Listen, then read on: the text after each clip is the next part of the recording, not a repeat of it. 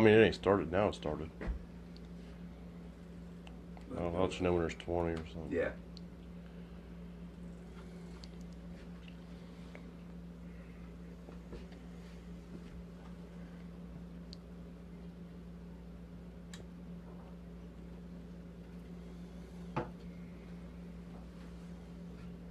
Now they're coming. Now they're showing up.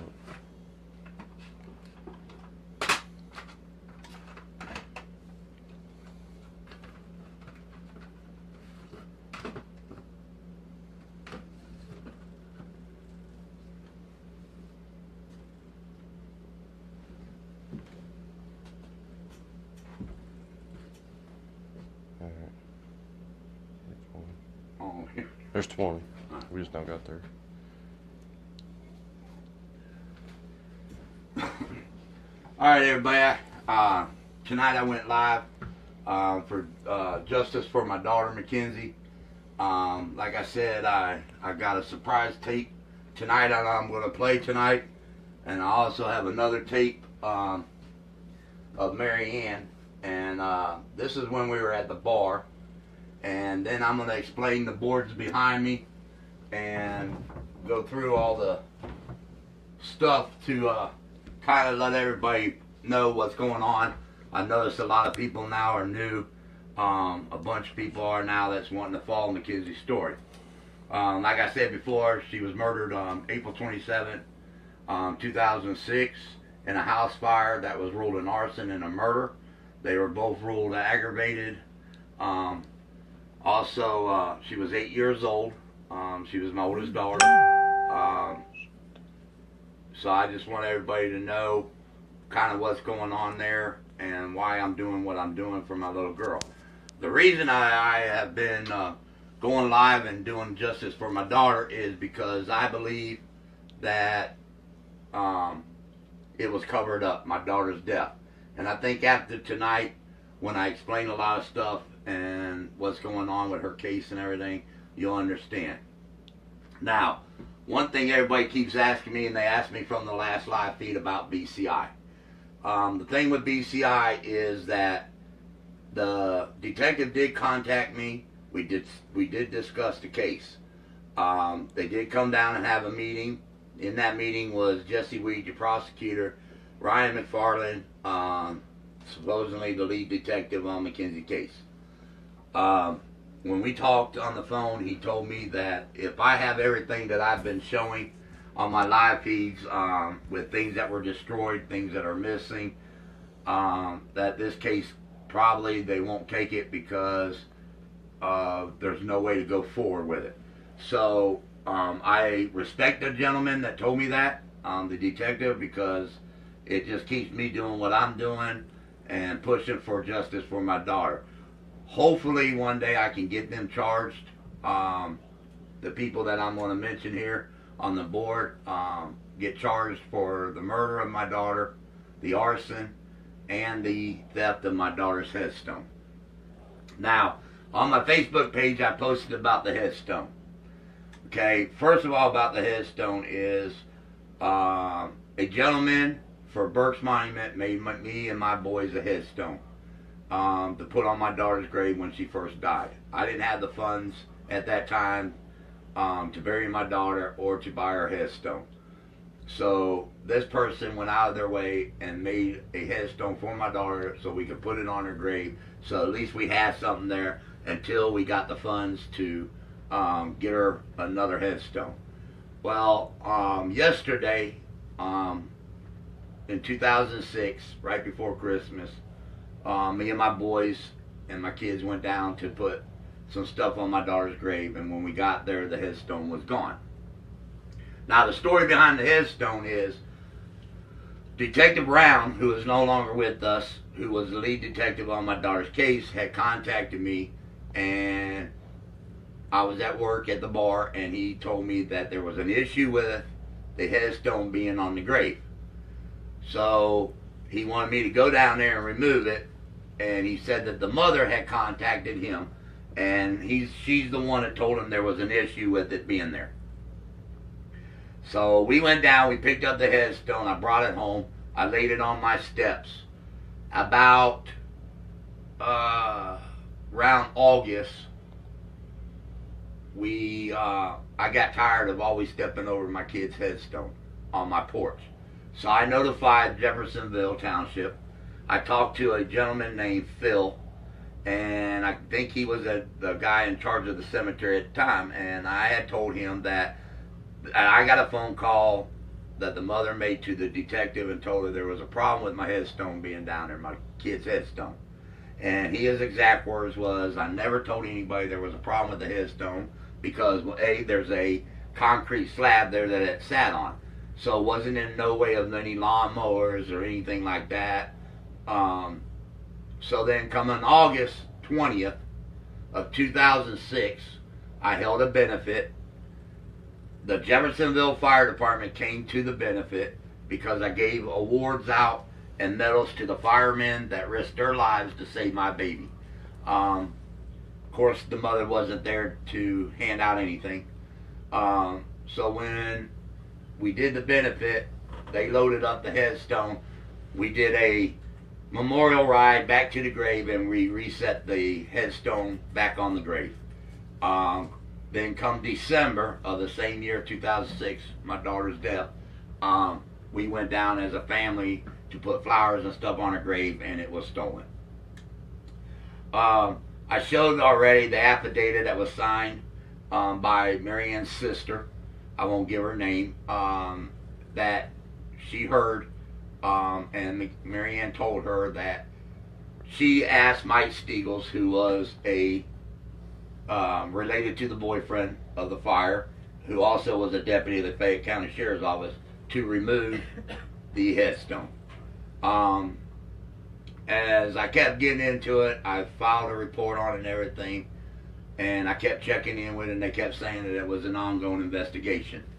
Now, the mother, other hand, when I did an article in the newspaper about my daughter's headstone being stolen, her exact words was, there was a headstone made, but I never put it on the grave for it to be stolen.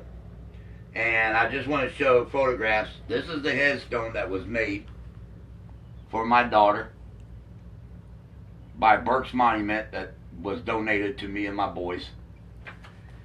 This photo is the fireman carrying the headstone to the grave and setting it on the grave. Now, the mother says there was never a headstone put on the grave, and I don't think these firemen are make-believe. I don't believe they would lie or anything like that. So right there again, the mother's involved with my daughter's headstone being stolen, and never, still today, going on 12 years, it's still under an investigation. The theft of my daughter's headstone. And they should have already had the recordings where the mother called Detective Brown and told him there was a problem. Like I said, Phil that ran the cemetery went in there. He talked to Phil Branham personally and told him there wasn't a problem with the headstone, why the mother would say such a thing, da-da-da-da. So, once again, I have witnesses to what happened with the headstone and stuff. I have witnesses there that took the they took the headstone to Brad Mossbarger's house.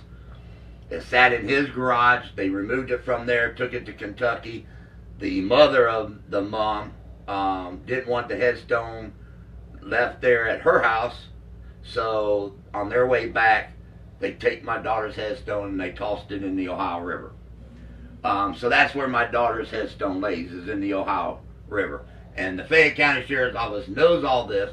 They know the witnesses. They know already, but it's still under investigation. Go figure.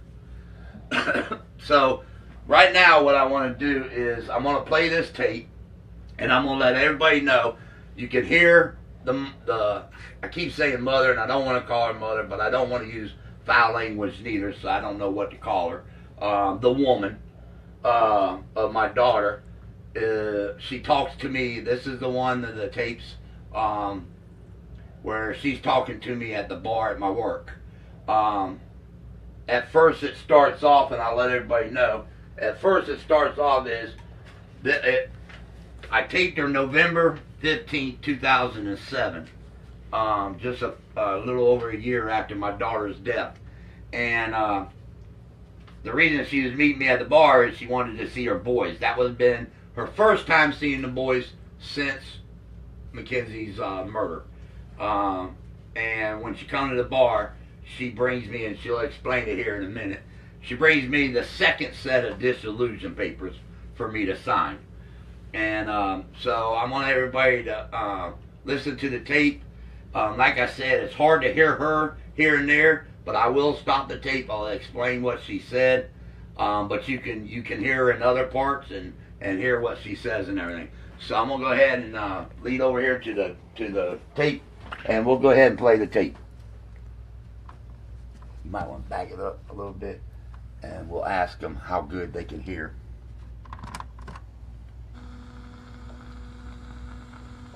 I got it turned up loud so they can hear her.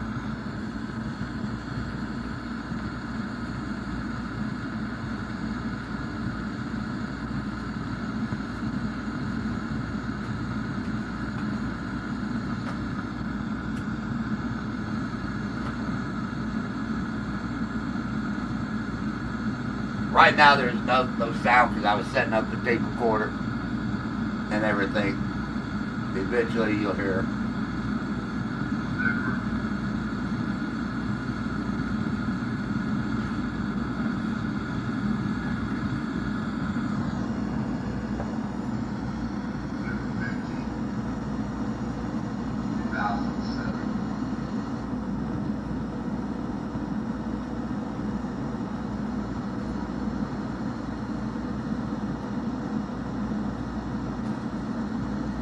November 15, 2007.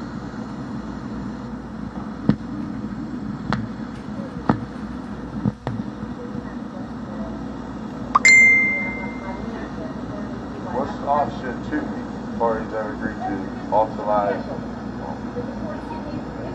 holidays. Don't really have agreed to discuss all holidays, birthdays, and breaks from school and shall work together and share any time. Parties have agreed to use option 2 of the. You're going back to the This is the exact same agreement we had before. It's the exact same agreement. The only thing I changed in it is I give them a weekend on Thursday, instead of rotating. right here's your tax return. So you want to claim both of the boys this time, and then Douglas and me, Harrison every year. Child support, no.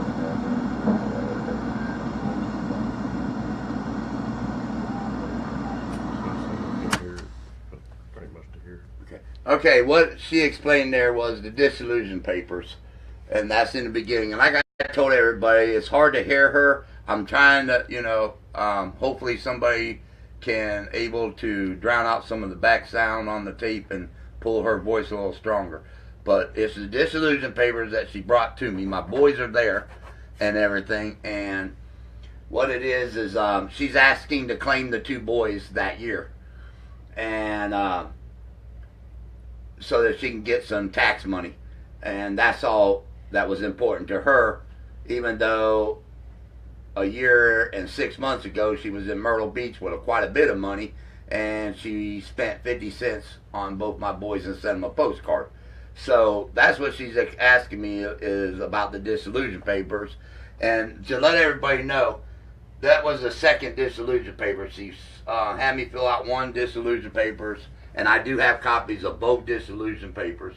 They were never filed.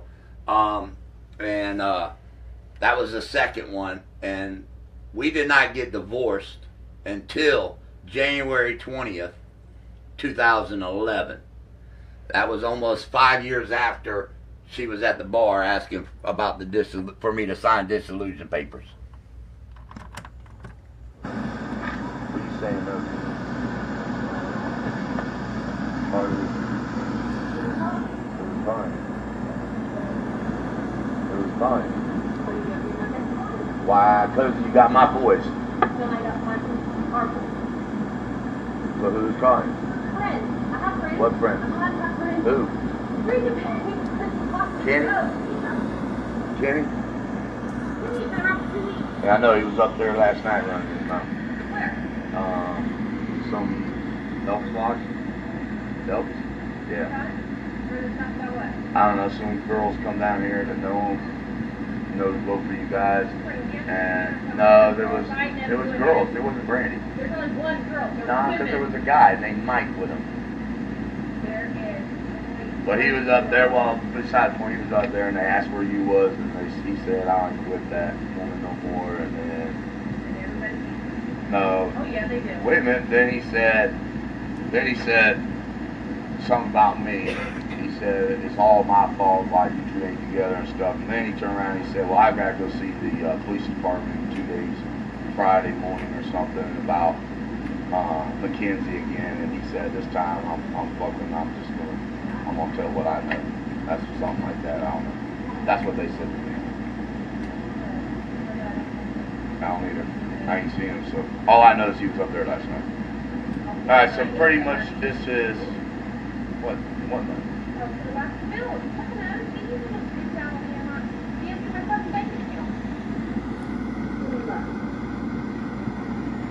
And then you can stay here and still say you live there.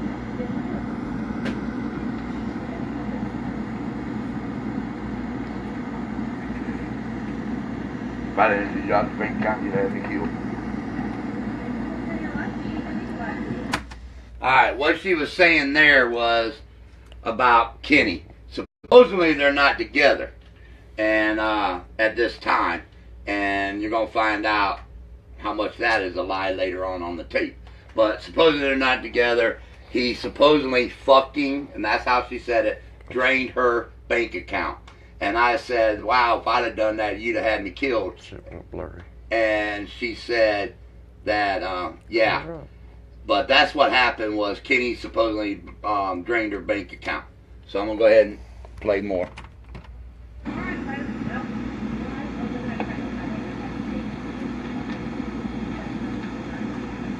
So I'll reload this and then I'll get, what I got to do is just sign this. I've got another photo to do it. It don't cost me a dime. Well, you guys sign it with me at the same time when she notarizes it. That's the only way to make it legal. What? Where are you taking my boys? No, I need to know. I told you where. It may not be castle, whatever I think it's called.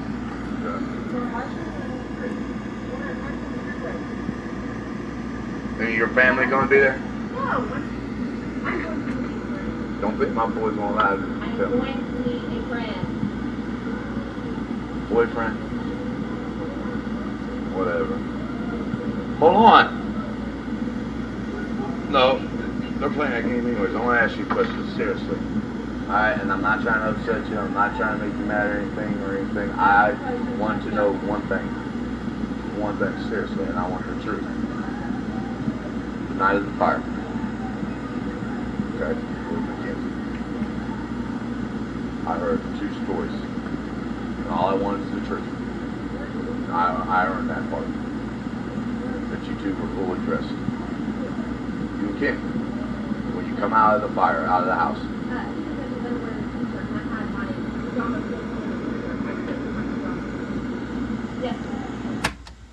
Okay. I was sitting there. I mean, like I said, it's hard to hear. I wish it could be better.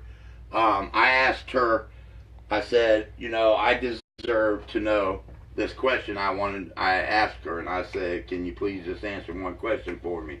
And of course, if you notice, I'm pretty calm during all this, and she's the one that's like defensive on everything I ask. And the one question I asked her, I said, I was told that you guys were fully dressed when you came out of the fire, when you woke up and supposedly came out of the fire.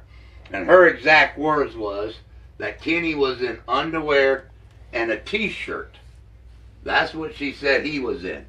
Then she says that she was in pajama pants, and she's going to explain what kind of pajama pants, and a shirt.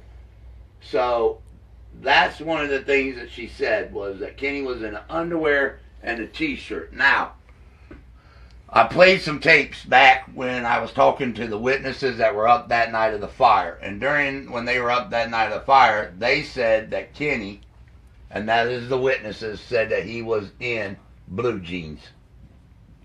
But now she's saying that he was in his underwear and a t-shirt. So I'm going to go ahead and play a little more, and I'll explain a little more as she's explaining what they were wearing. Leave and you were naked. No, I never liked it. But she went, no, the last 4 years, but he was in the same bed. So, how would you know? But he was in underwear and t-shirt? Underwear? But where did he get clothes from? Oh, I said the girl could see these, they got that. Where do they live at? Like, 2 miles down the road. And they brought him clothes to wear. Brought him pants to put on because he was standing out in his underwear in boxers in the driveway, yes. So when he was up the ladder going in out of Mackenzie, he was in underwear Boxers, yes. The t-shirt. and a t-shirt. Actually, he didn't have t-shirt like that, like t-shirt. That's how I got all the pictures. Yes. He had a t-shirt on with his eyes and all that.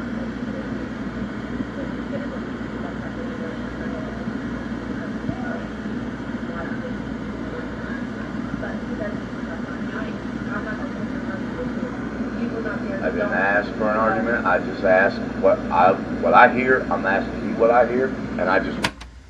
Okay, what she said was that he was in underwear and a t-shirt. Then she changed it and said he was in boxers, not a t-shirt. That's what she said. Okay, that he was in boxers and that he was standing in the middle of the driveway in boxers. First of all, they don't have a driveway. So where he was standing at, and I'll show you, was an alley. And that's where she was where he would have been standing, is in an alley. Now, he's in boxers in an alley. And then she said, I called his parents. And his parents brought him clothes to wear. That's what she said. That the parents brought clothes. Now, like I said, I'm not no detective, but if he's in his boxers, and the witnesses say that he's in jeans, and Mary Ann says that she called them, his parents. Blurry. Huh? Blurry. Go ahead. It'll clear up. Okay, so if he's in boxers, and she called his parents, first of all, that means she had a phone. And she calls the parents to bring him a pair of pants. Now, if they brought him a pair of pants, which is what the witnesses all seen him in, my question would be, why didn't his parents call 911? Second of all, if they're bringing a pair of pants to him, because he's in his boxers, then why in the world did they go run around and knock on doors? The parents are already there. They would have had phones on them. They could have called 911. They could have went to the fire station. There's so many things. But her exact words was, she called them, the parents. The parents brought him a pair of pants to put on because he had his boxers. And he was on the ladder in his boxers. But not one eyewitness that was up that night that they banged on their doors saw Kenny in a pair of boxers. So now, my question is to the sheriff's office, is why weren't the parents questioned? And asked, did they bring Kenny close? And then if they did, then my next question to the parents would be, why didn't you call 911? And then my next question would be, why is Marianne and Kenny running around knocking on all these doors asking for somebody to wake up and for help if his parents are already there? And then in her thing, when she changed her story and said that Kenny was in boxers, she said her pajamas were flannels. Now my next question to this is, why in the world is she got flannels on, but my daughter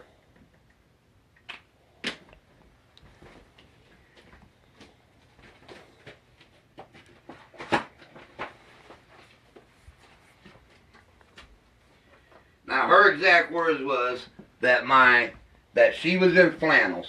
That's what she wore to bed, flannels. So that means she was saying it was cold. She also said in another tape that I played that she had all these kerosene heaters lit. And I think she totaled up, I think, almost 9. And including had a heater outside my daughter's bedroom door while my daughter's in the bed. Now, she goes to bed in flannels to stay warm.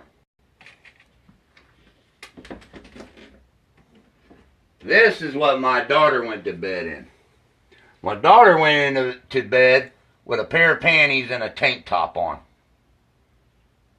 So why would my daughter not be in a nightgown or flannels or something a lot warmer? Here, my daughter, that's how she went to bed, and that's how they found her, in a pair of panties and a tank top and a pair of socks on her feet. So I don't understand why the mom's dressed in flannel and my daughter's dressed like that to go to bed. And then, like I said, I don't understand why she called Kenny's parents to bring clothes instead of calling 911 and telling 911 that her little girl was upstairs in a bedroom and trapped in a fire.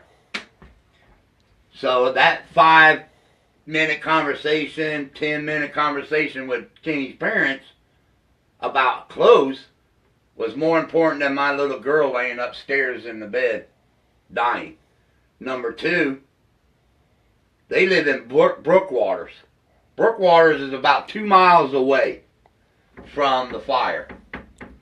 So they had to drive 2 miles. Well, they had to get out of bed because you got to remember, this is at 1:30, 2 o'clock in the morning. So they would have had to get up. They would have had to get dressed. They would have had to go get their car keys. Then drive 2 miles to a fire scene to deliver Kenny a pair of jeans. And then the mother mentioned here again on the tape that she went across the street and got a pair of shoes from a girl named Jamie. And we all have already talked to Jamie, and she already witnessed that Marianne asked for a pair of shoes. So now we got a pair of jeans, we got a pair of shoes, and that was more important than my baby girl, my little 8-year-old.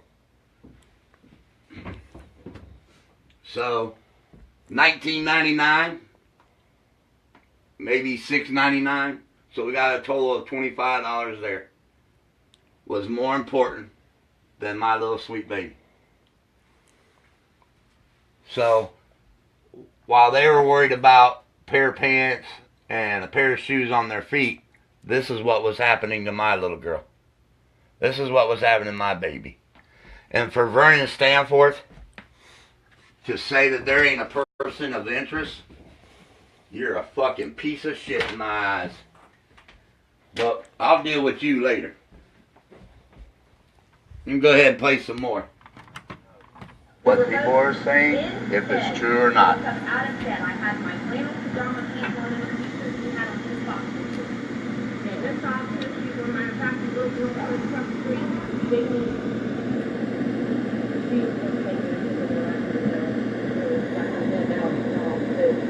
she gave me a pair of foot sandals because I decided to walk. Okay, now let me ask you another question. William. He tried to say that he was asleep in bed, he didn't know nothing about it, but that day, the next day when me and you was trying to get the plot and everything together, why was he running around town like a chicken with his head cut off? And then why was he the one that everyone said is the one that set the fire?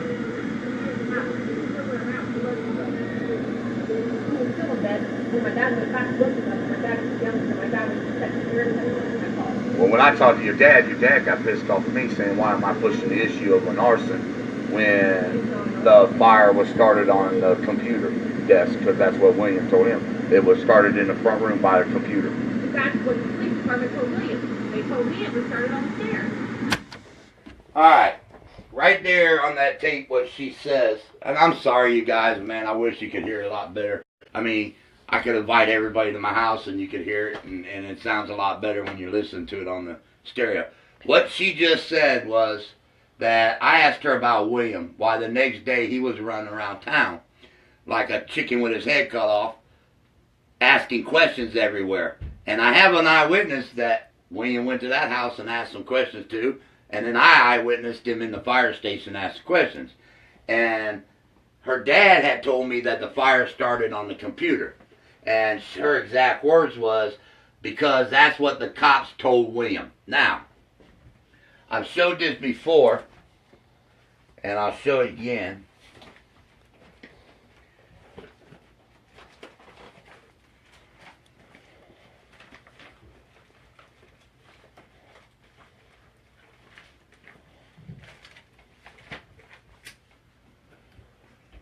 My eyeball. Okay, right here is William Potter's lie detector test. This is his lie detector test from the Attorney General's office, signed, sealed, and everything. It's a legit everything. And one of the questions they asked him, because he failed it once, they made him come back and take it again. And this is the second one that he took. This is the second test he took. Now, Mary Ann said that her father left the fire, ran down the street. And first of all, this guy's in his, he'd have been in his 50s, 50 years old. And I know a lot of people know Earl Potter. He don't run nowhere. But he ran down the street and woke William up, his son up, to bring him down to the fire. Now, why didn't he wake him up before he went down there? But he went back to wake William up. That's a lie. And the reason I can tell you it's a lie is because on this state's test right here, they asked William, Potter denied knowing Mary Ann's house was burning before Jeremy, his brother, Jeremy Potter, woke him up. And he failed. He failed the lie detector test. So, second of all, she says on there that the police told William that the fire started at the computer. I can tell you right now, ain't no cop gonna tell you where a fire started. Never, ever, ever. This is an ongoing investigation, homicide. In the beginning, it was a really ongoing investigation. And they ain't gonna go around and tell somebody where the fire started. That's a lie.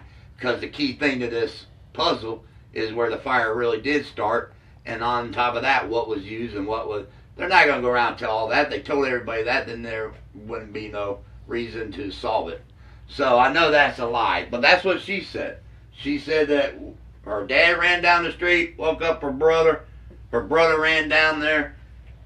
Well, let me tell you right now, William failed 2 lie detector tests. Well, that's the only reason William Potter was in bed, was because he was hiding from what he just did a few minutes ago, and that was set this house on fire that did this to my little girl. So, I know, like I said, all her stories are bullshit, man. They're lies after lie after lie after lie. And I can see it, and I know all you guys can see it, and I know we can hear it. And this is, like I said, another tape of Mary Ann's story of what happened that night. And right now, I've got a fireman that was at the scene that said he didn't see no Kenny in no underwear. I've got 1, 2, 3, 4, 6 witnesses that didn't see Kenny in no underwear.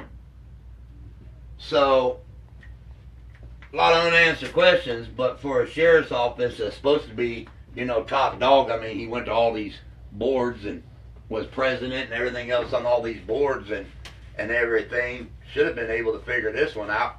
Hell, you ain't got to be no rocket scientist to figure this one out. So, I'm going to go ahead and play a little more because it gets interesting. It gets more interesting as it comes. Because the sheriff's department will tell you whatever they want to tell you. Nothing to do with it. Yeah.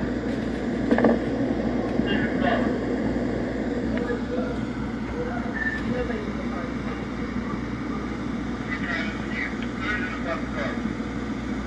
Let's try it again. I am standing outside the car. I'm not in the car window. I'm not going to argue with you. Who's that, Jimmy? Cut it out. stop. I'm not gonna argue with him. No, because if my boys are going with you, that means a lot to me. He's nothing to do with it. He's just as pissed off as you. And you worry about you, that's what I'm with. Ain't nobody is. Come over here. No, I'm not. I'm just being tired. No, I want to hear what he, no, but I want to hear what he's got to say. He just said nothing. He's dead. I want to listen about the report. It ain't none of his business. Alright. If y'all heard that little beep beep, that little sound right there, okay, what that is, first of all, is Mary Ann's phone. You know, but supposedly lost everything in the fire and all that. That's her phone. And it's a two-way. And everybody back then that knew about two-ways know exactly how two-ways work.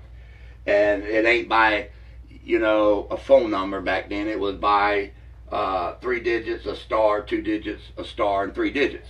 And you had to memorize those digits to log them into your phone and be able to two-way. So that proves that she had her phone on her. And Kenny had his because he's two-waying her. Now, the next question is, he is so pissed at her for being in the bar talking to me. And she even says, I said, what is he doing? In town spying on her? She said, no. His brother is. So his brother was following Mary Ann to see where she was going that day, found out that she was in the bar talking to me, and it pissed him off. And she even says, he wants to know who the fuck I'm in the bar with and talking to. And I told her, let him talk. Why you go? She was going out the door so that she could talk to him outside so I couldn't hear what the conversation was. And what it was he was worried about what she was telling me, which, too late, because she already told it. And she already told that he was in boxers, which we know he was in, and, you know, everything else. So right there shows you guys, man, I mean, the guilty party, you couldn't even get any bigger and guilty than what it is. And she just proved it right there again. Somebody's asking about the tattoo. The tattoo? They said they heard the story about tattoo. Okay, the story behind the tattoo. Somebody asked a question. Tonight I told my cameraman to tell me anytime anybody had a question so I can answer it instead of trying to do it later on after everything's been played. The tattoo. The story behind the tattoo is that he went and got a tattoo of my daughter, of this picture right here. And this was her last school picture. Right here, my little girl. This is her school picture. She took it that day before she died that night. And he took that picture and he had it tattooed onto his chest. And then he sent me the photographs to my, back then it was MySpace. Not, Facebook wasn't around. It was MySpace. And he sent it to me and he put underneath it in honor of my daughter. And that's the message I got by him. That it was in honor of his daughter, the tattoo of my little girl on his chest. Just recently, I just found out too, like I said, William, the one that failed the lie detector test twice, supposedly the police told him that the fire started where the computer was.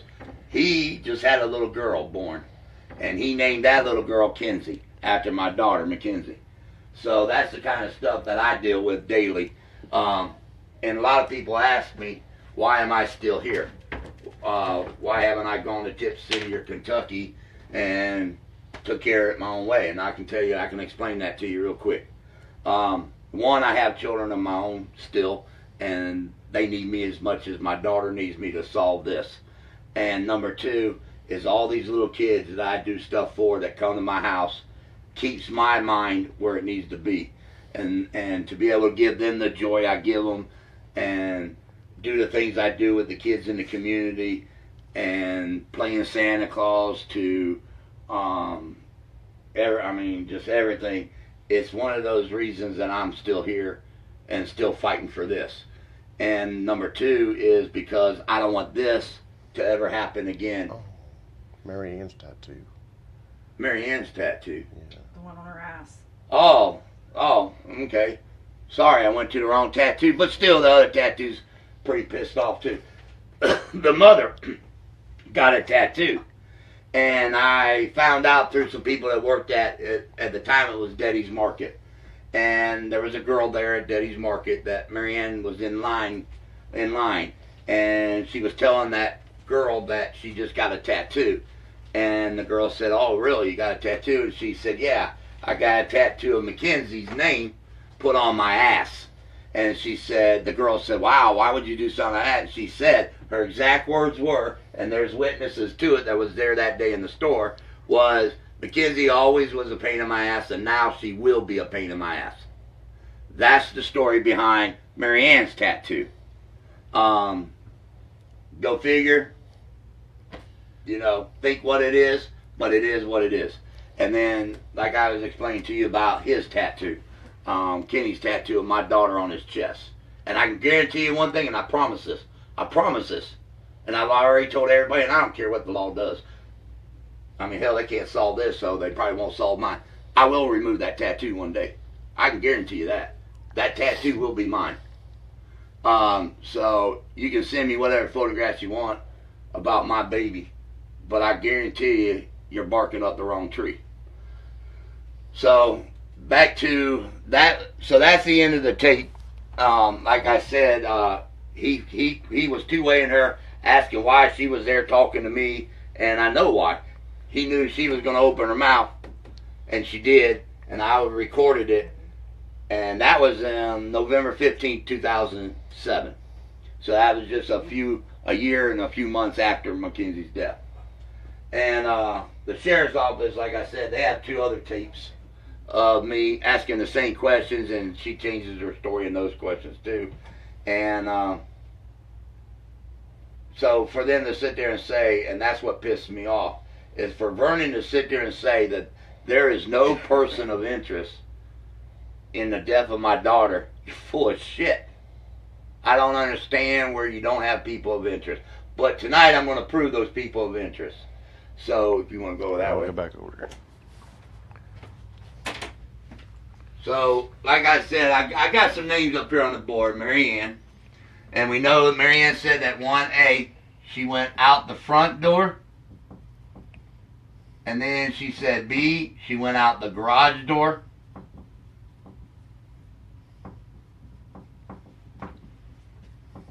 And C, she went out the back door. Okay, that's the first thing she said. Now, we know she didn't go out the back door, because I have proven that. I got a report here. Let me get to this report here real quick.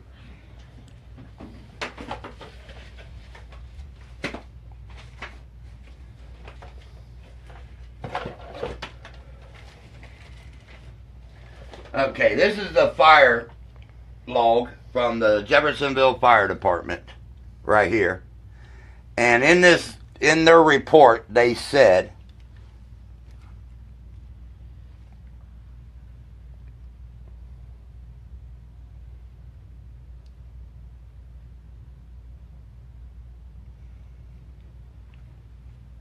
Right there. where's that? Back up. Okay, it says right here, units saw that the half of the second floor had caved into the first floor, making them to enter in the back of the residence with a thermal camera. Entry team made enter into the back door, made it to the stairs, but then was stopped because of half of the stairs were already burned out. Okay, somewhere it says where they had to force enter.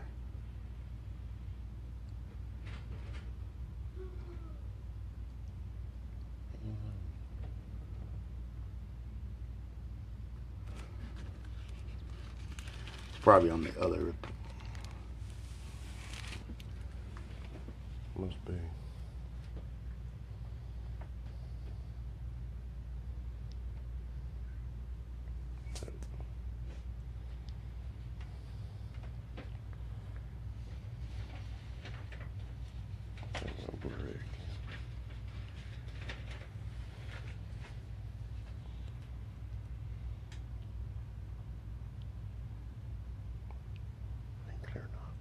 Oh, I know what it was.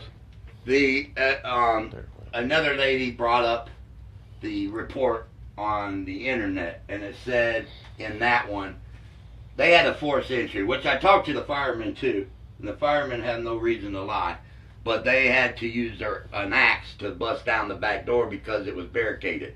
It was barricaded with horse saddles, and both my boys knows those horse saddles were piled up on the door. So First, so she didn't go out the back door.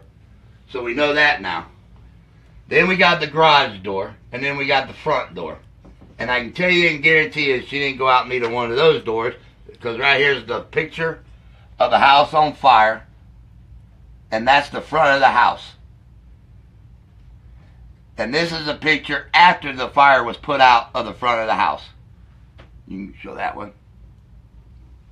That's a picture of the house after the fire. So I know she ain't got the front door, and I know she ain't got the garage door. Then in Kenny's statement, which is in the sheriff report, and this is the sheriff report, and he said he then broke out the window for the two of them to escape. Now that's his report to the sheriff the night of the fire, that they went out the window together. That's what he says. So Kenny said they went out the window together.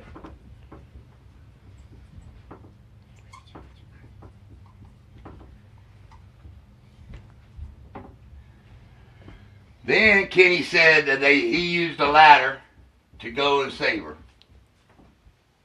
And by the way, a wooden ladder.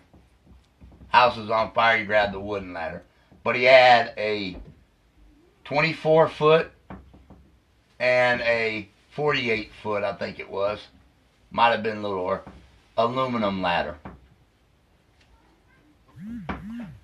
But he grabbed a 10-foot wooden ladder. And then later on, I believe it was even posted in the newspaper article that Kenny finally confessed and said he didn't use the ladder. But on that tape right there I just played you, Marianne said that Kenny was in his boxers on the ladder trying to save my daughter. So, and then Kenny said he didn't use the ladder. He didn't go up the ladder. So one of these two's lying. And I guarantee you it's probably both. But it just shows, like I said, the difference in their stories. Now, Marianne said on one of her tapes that the dog was in the front room. And everybody that knows about animals, when there's a fire, an animal will run and hide. Okay? This dog was in the front room, and Marianne said that the dog jumped off the couch and knocked over the heater that set the house on fire. So she blamed the dog for the fire. Okay? But Kenny saved the dog. Now, my question is, if the dog's in the front room, the fire breaks out, and the whole front of this house is engulfed, and when the firemen get there, they say the second level of the house is on top of the first level, that dog would have died in that fire. He would not have came out of that fire. So, how did that dog get out of that fire if it was in the front room? And Marianne and Kenny couldn't get down the hallway because the hot spot was at the foot of the stairs. That's where the hot spot was. The fire marshal said it was right down by the stairs. So, how did that dog get out of that front room, down the hallway, and out the window with Kenny and Marianne? Or out anything. But if you listen to the tape I played before, Marianne said that she lifted the garage door and the dog went out with her of the garage door. She didn't go out that garage door. Because for her to go out that garage door, she would have had injuries. But Marianne didn't have any injuries. The only person that had an injury was Kenny.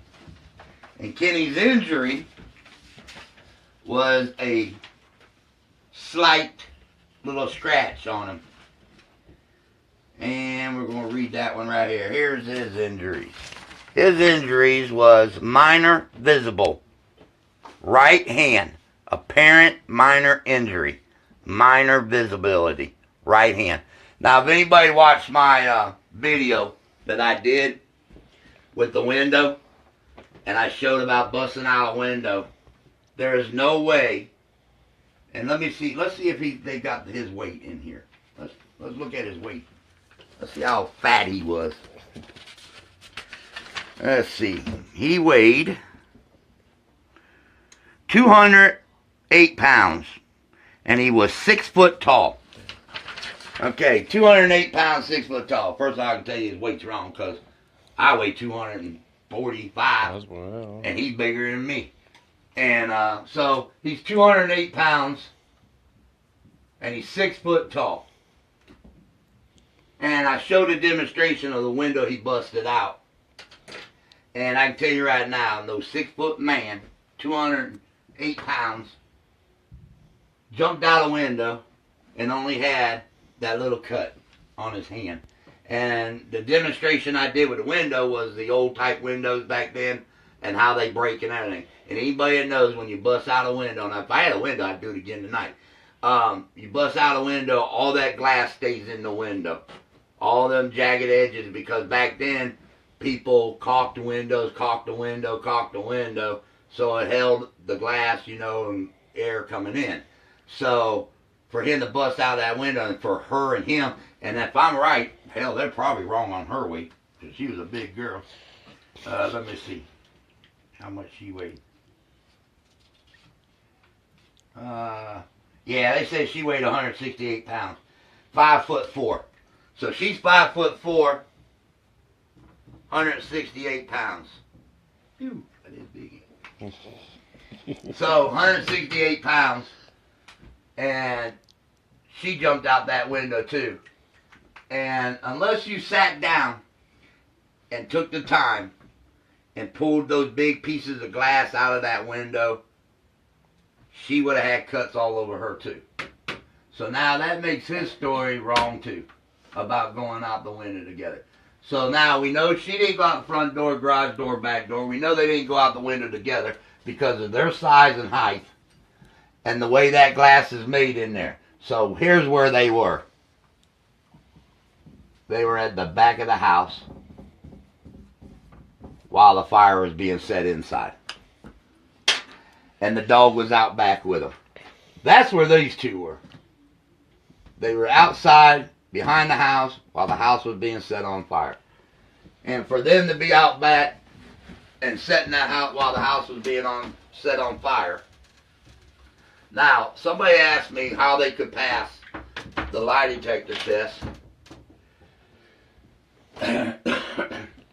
on the questions that were asked. Well, I can tell you right now, anybody can pass the lie detector test of the questions they asked about my daughter's fire. And one of the questions they asked was, did you know who set the fire?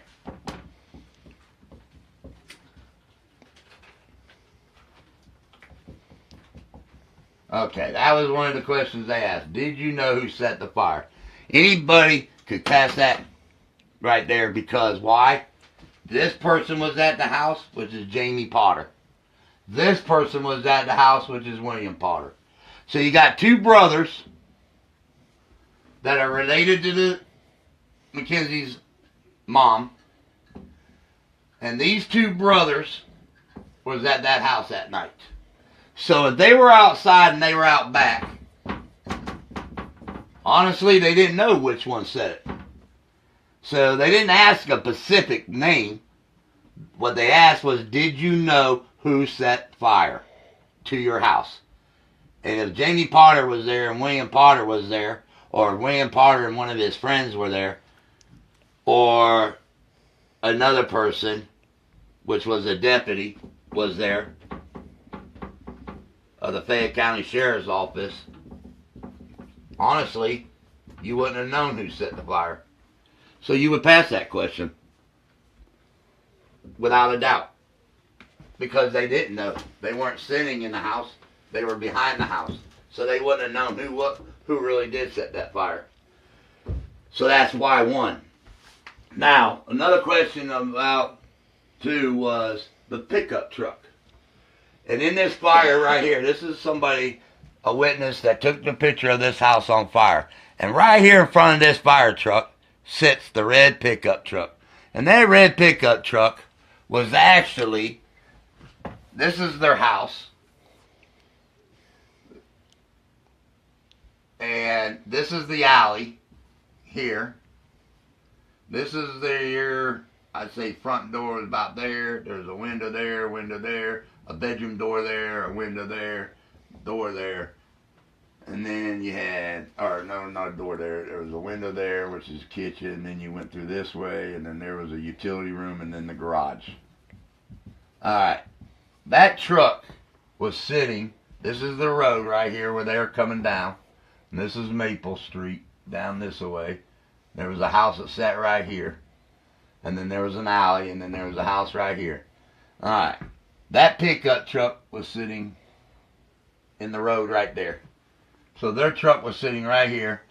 And if you read the coroner's report that I have, in that coroner's report, and everybody knows, it said that the truck was sitting in the middle of the road running, with keys in it and running.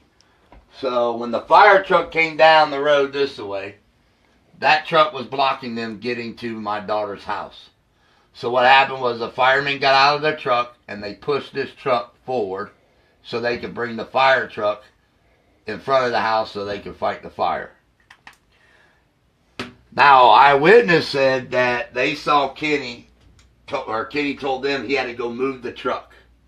Then another eyewitness said that one thing that caught her eye was she knows the truck wasn't sitting in the driveway no more. It was sitting in the road. So here we go again. Like I said, we say we got a $19.99 pair of jeans, $6 pair of shoes, and now they saved an $800 pickup truck, but left this little baby in the house to die. So the truck, the jeans, the shoes was more important than that precious little thing right there. And that's my baby. And I will do everything I can to prove who covered up and who killed my little girl. So with all this paperwork and stuff, like I said, in the coroner's report that was never filed, the photographs that were, I mean, the person that took this picture right here, Fayette County Sheriff's Office has never spoke to the lady that took this picture. Fire Marshal, or the Fayette County Sheriff's Office never talked to the two people that were woke up first, the person that she got the shoes from, the person that Marianne ran into their house and hid and sat inside the house while her daughter was in the house. And then they also said they waited 20 minutes before they told the firemen that my daughter was in that house burning up. Now, the other thing about it is Marianne says on that tape I played before about kerosene. The kerosene was the fire was caused by kerosene, and the fire marshal then didn't know what the hell they were doing. They brought a dog in. The dog automatically hit on the accelerant, and they didn't tell them why or what kind it was. And if it wasn't kerosene, then they thought it was something else. Why didn't they go out and check the diesel fuel in Kenny's truck? And I thought that was a little weird question. You know, why would she ask me, well, why didn't they go test the diesel fuel in his truck and match it to the accelerant? So little questions like that she said makes you want, you know, those bells ring and makes you wonder why everything happens the way it happened. Now, here's a picture I'm going to show too. This picture here, hopefully you can see it. Okay, this picture here, that's Marianne's car. That's the semi, and that's a pickup truck. And this is the pickup truck that Detective Brown and Mike Stiegels, and I think it was Butch Witherspoon were all standing and talking. They were all standing at this truck talking, and instead of walking around here knocking on doors and asking to talk to witnesses. Hell, they're probably having a cup of coffee. But there's her car. There's a semi. The pickup truck sat right on the other side of this maroon car in front of the garage, and he moved that truck out, and about right where that white car is sitting right there, and I believe that's the fire marshal's car. That's where the truck was sitting when the firemen pushed it down this way so that they could get closer to where the fire was. And what this is this loops around. It's like an alley, a road, and then turns into an alley. So he supposedly ran all the way down the street, jumped in this truck, and moved his truck, but then left it in the middle of the road. Both doors were open, and the keys running. Wow. Anything to block the people that risk their lives every day to save lives, he stopped from them doing that. The boyfriend. Somebody's power carbon level. The what? Carbon level. Alright. I just got a question about the carbon monoxide level. They said that Mackenzie died of 68% carbon monoxide. 68% carbon monoxide. And smoke in ventilation. Okay. Now, the question I have with that whole point is, a child of my daughter's size, which I don't know if they put that in that coroner's report or not, but I think she weighed, if I'm right, she weighed 45 pounds, is what my daughter weighed, was 45 pounds. Okay? Now, at 45 pounds, and I think she was probably maybe 42 inches tall, somewhere around there. Okay. At 30% carbon monoxide, my daughter would have already quit breathing. At 30% at this weight and this length, she would have quit breathing. With 30% carbon monoxide, she'd already been knocked out, and she would have already been dead. So how did they come up with 68%? Okay? Now, I'm 48 years old. I'm 5'9", 245 pounds. And I don't even have that much carbon monoxide in me, and I smoke every day. So, the question is this true? Or is this true? And the thing of it is, I had a deputy that came to my house and told me that the autopsy report was destroyed, the first original one, and the second one was rewrote. How did it get to 68? Huh? How did it get to 68? How would it have got to 68? Yeah. I don't know. That's what somebody asked. I don't know how it would have got to 68. That's what they determined, 68%. And I know the way that they test it, I don't know how they test it on a child that dies, but I know if you're in a house and you have a gas leak or whatever, and you have carbon monoxide poisoning, the way they test it, and it's pretty painful, is they stick a needle right here in the top of your hand, through your hand, and they pull the blood or whatever out, and they go and run it and check and have it checked, and they can determine how much carbon monoxide you have in you. So I don't know how they determine that, but that's the number they have on her autopsy report. Toxology report was 68%, and smoke inhalation. So, like I said, I don't believe these numbers. And after already the DNA was destroyed, and here comes the story on the DNA. When my daughter was sent to Montgomery County the first time, they sent her back to Washington Courthouse, and then somehow, I don't know, but there was a call come in, and they took her back. And I have all those documents. And when they took her back, they started the autopsy on my daughter. And that's how I ended up with these photographs. And these are right before they started the autopsy. And the thing of it is when they started the autopsy, there was no detectives there. There was only Montgomery County coroner's there. Their photographer was there.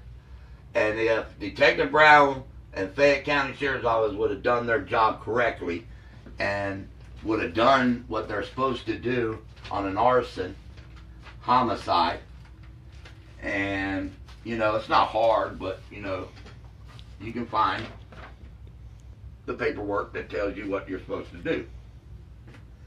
And in this right here is amazing, and this is an Ohio state law. This is how a arson homicide investigation, death and injuries are supposed to happen. And the first thing it says here, secure the body at the scene. Now, my daughter wasn't secured at the scene. My daughter was loaded up in an ambulance, sat there for 45, she was pronounced dead at 2:02, and she arrived at Fayette County Hospital, and we can show that paper, Fayette County Hospital at 3:20 in the morning.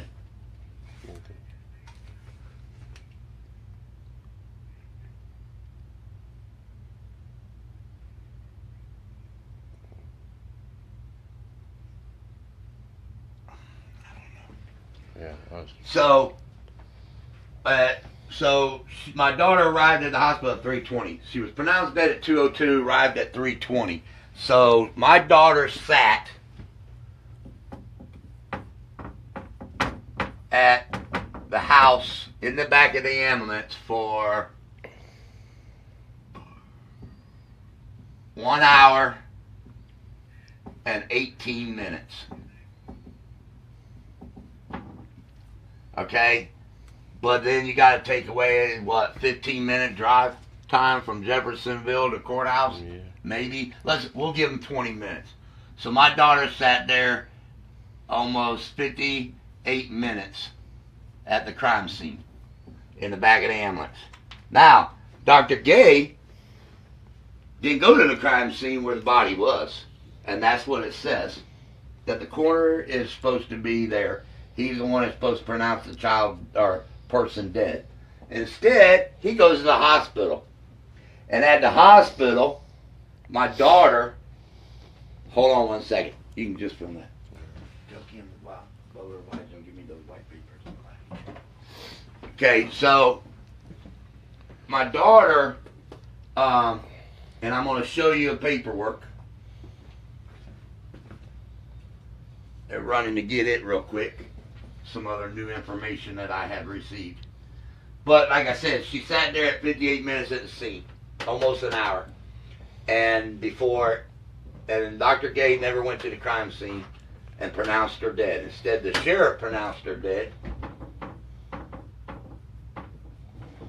which he's not allowed to do. And when they went to the hospital, my daughter was actually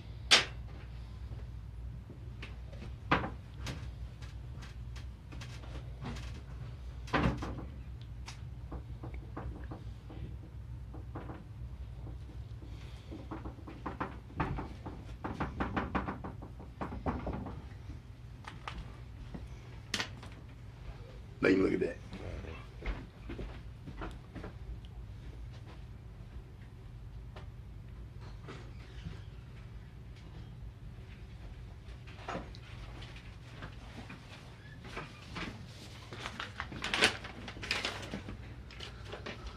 My daughter was actually registered as a patient. And here's the paperwork on that.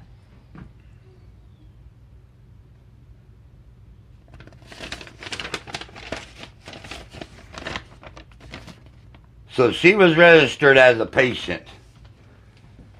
And Dr. Gay then went there and pronounced her dead. So that's why on the autopsy report that was never filed, Vernon pronounced her dead at 2:02 in the morning. Dr. Gay pronounced her dead at 2:39 at the hospital.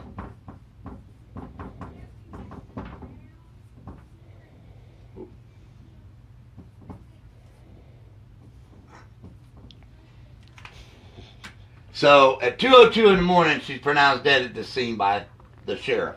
2:39 in the morning, she's pronounced dead at the hospital. Then Dr. Gay does his examination on her, which all he did was look at her.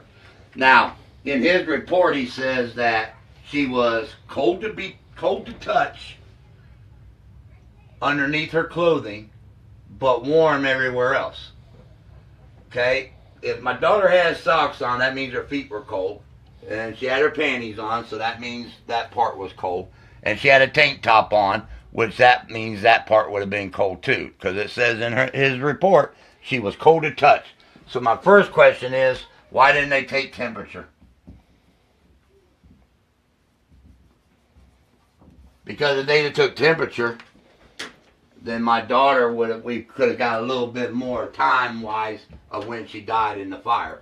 Number two is, and somebody asked this question, which was a good question, why didn't they check her tongue? And the reason about the tongue, most bodies, they check the tongue because it's a muscle.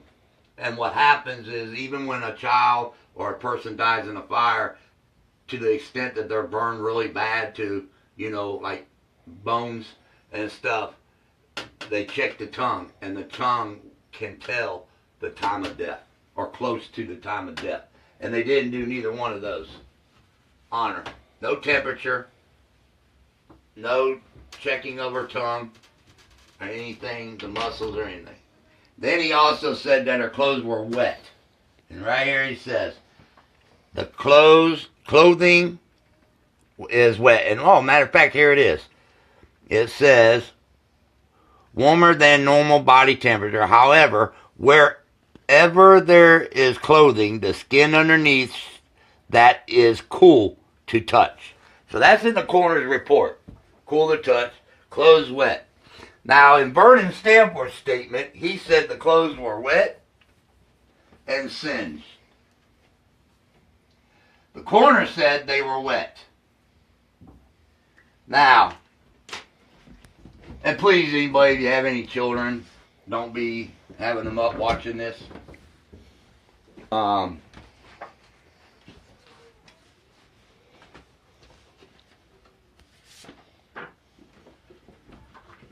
Alright, this is my daughter right here, and I'm going to show you guys some stuff on this. This is my little girl. This is my baby. This is what they did to her. This is what those monsters did. Okay, if you look right here on her neck, okay, you can see the swirls and stuff on her neck, and you can see where her skin is clean right there. And what that is her hair was sitting on her neck at the time of the fire. And then when they got her there, they put her hair behind her and everything. And you can see those little swirls and everything. And you can see the blackness right here on her shoulder, and the blackness right here on a little bit on her clothes and on her skin and stuff. Now, if my daughter's clothes were wet, and I can tell you right now, this part of her right here, where this is right here around her neck, that's her loop part around her neck on her tank top. That would be not standing up like it is. It would be flat against her skin. Number two, she would also have water lines coming down through the soot on her body. And there ain't a single line of water anywhere on that child. And if you look real close to her hair's dry. Ain't even wet. So, we can scratch off the wet and singe. We can scratch off the corner saying they were wet. And in the EMT report, in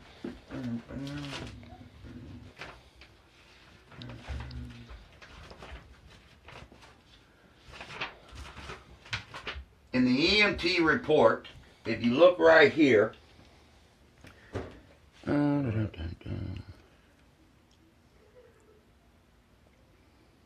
where is clothing?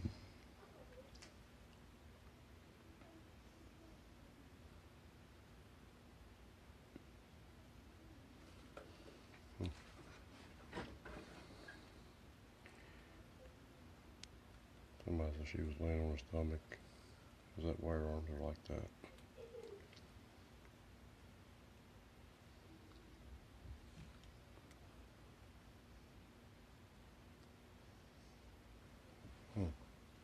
Oh, right here. Her skin. Right here, if you look at skin, it says 20 plus 30 BV burn, or I'm sorry, 20 plus 30 burns over her body. Hot and dry. My daughter was dry. So, in the back of the ambulance, when they had her back there, she was dry. So now, my question to Vernon Stanford is, why did you have clothes destroyed? Holly said don't use the red. Tell her shut up. She can't see it. Why did you have her clothes destroyed? See, they destroyed her clothes.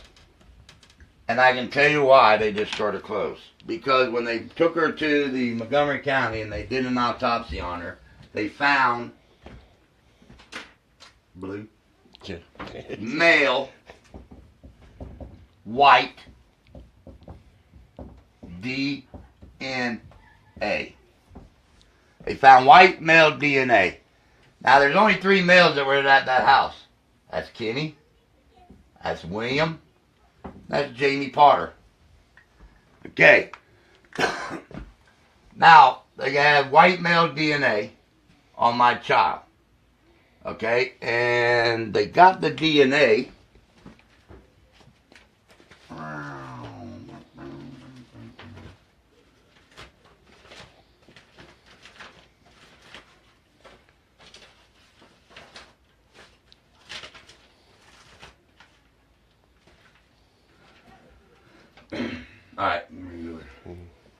Alright, what this is Montgomery County Coroner's Office evidence collection sheet. They had swabs of her oral, rectal, and vaginal, and hair, and then the clothing was a panties, t-shirt, and 2 socks. Okay. Now, it says right here, Montgomery County evidence sheet, case number, my daughter, Mackenzie Branham's name, description of evidence, 1 sealed envelope containing oral, rectal, vagina swabs. Now, they had white male DNA. Okay? Fayette County Sheriff's Office waited 6 years to ask about DNA. And because they waited 6 years, and because there was errors made by Montgomery County, which they already admitted, and I played that tape, this became contaminated. So it was no good no more. Okay? Now, somebody asked me a question about there should be some paperwork or whatever on that. This was the only paperwork on that DNA.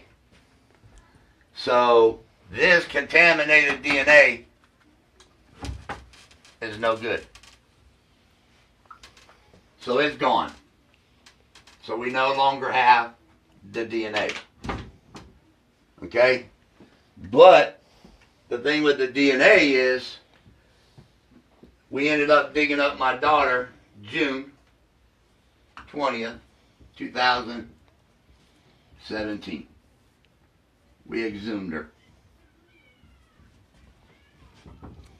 on this date. And after you listen to this tape, you'll understand about this. And I haven't yet been told, but you can listen to the tape and then you'll figure and come to your own conclusion. But I can say this no longer exists as neither. So all I have right now is what I bring to you guys about my little baby girl. And the only thing I have right now is that. And I can guarantee you, with the arson,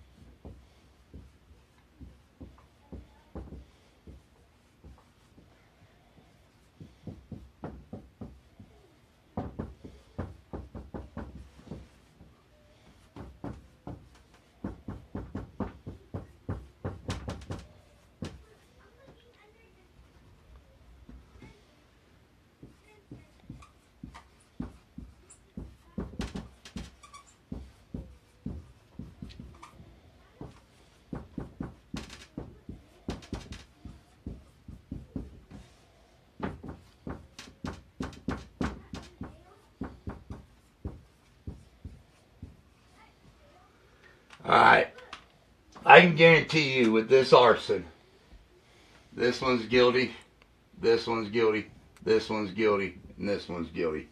Marianne, Kenny I won't give you her last name because it's still my last name and I don't want her to have it. William Potter, Jamie Potter. And I can guarantee you that these names right here, Vernon Stanforth, Mike Stiegels, Philip Brown, covered these. And somebody asked me a good question. And the good question was, why would these people cover for them? And I can tell you why. This one is Kenny Mossbarger.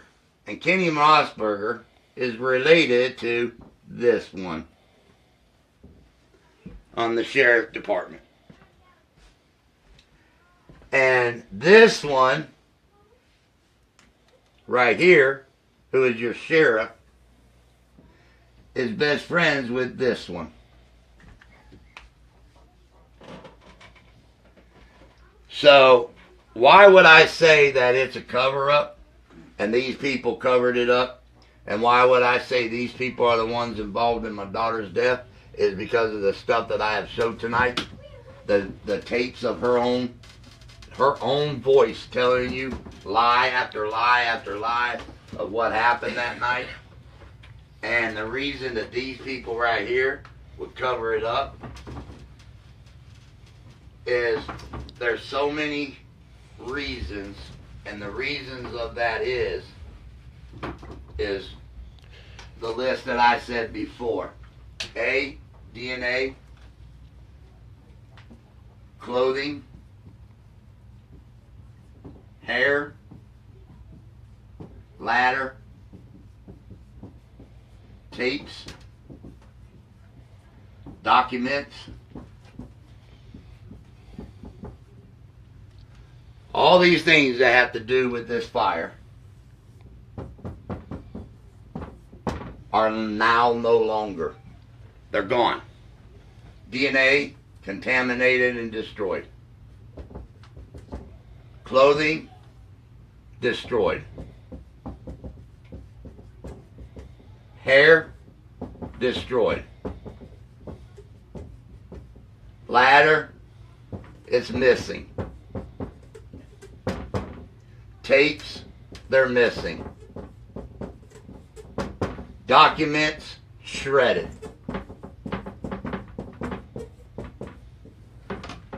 That's why my daughter's case can't be solved. The main things that BCI needs to move forward with my daughter's case is no longer exists.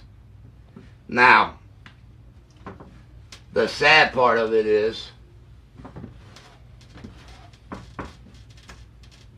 I can understand misplacing one thing from this case. I can understand that because a lot of people come in and they do things with the case and stuff. but that many, I can't see. And the bad part about it was her clothes were destroyed. My daughter was killed April 27, 2006. Her clothes were destroyed August 15, 2006. Her hair was destroyed September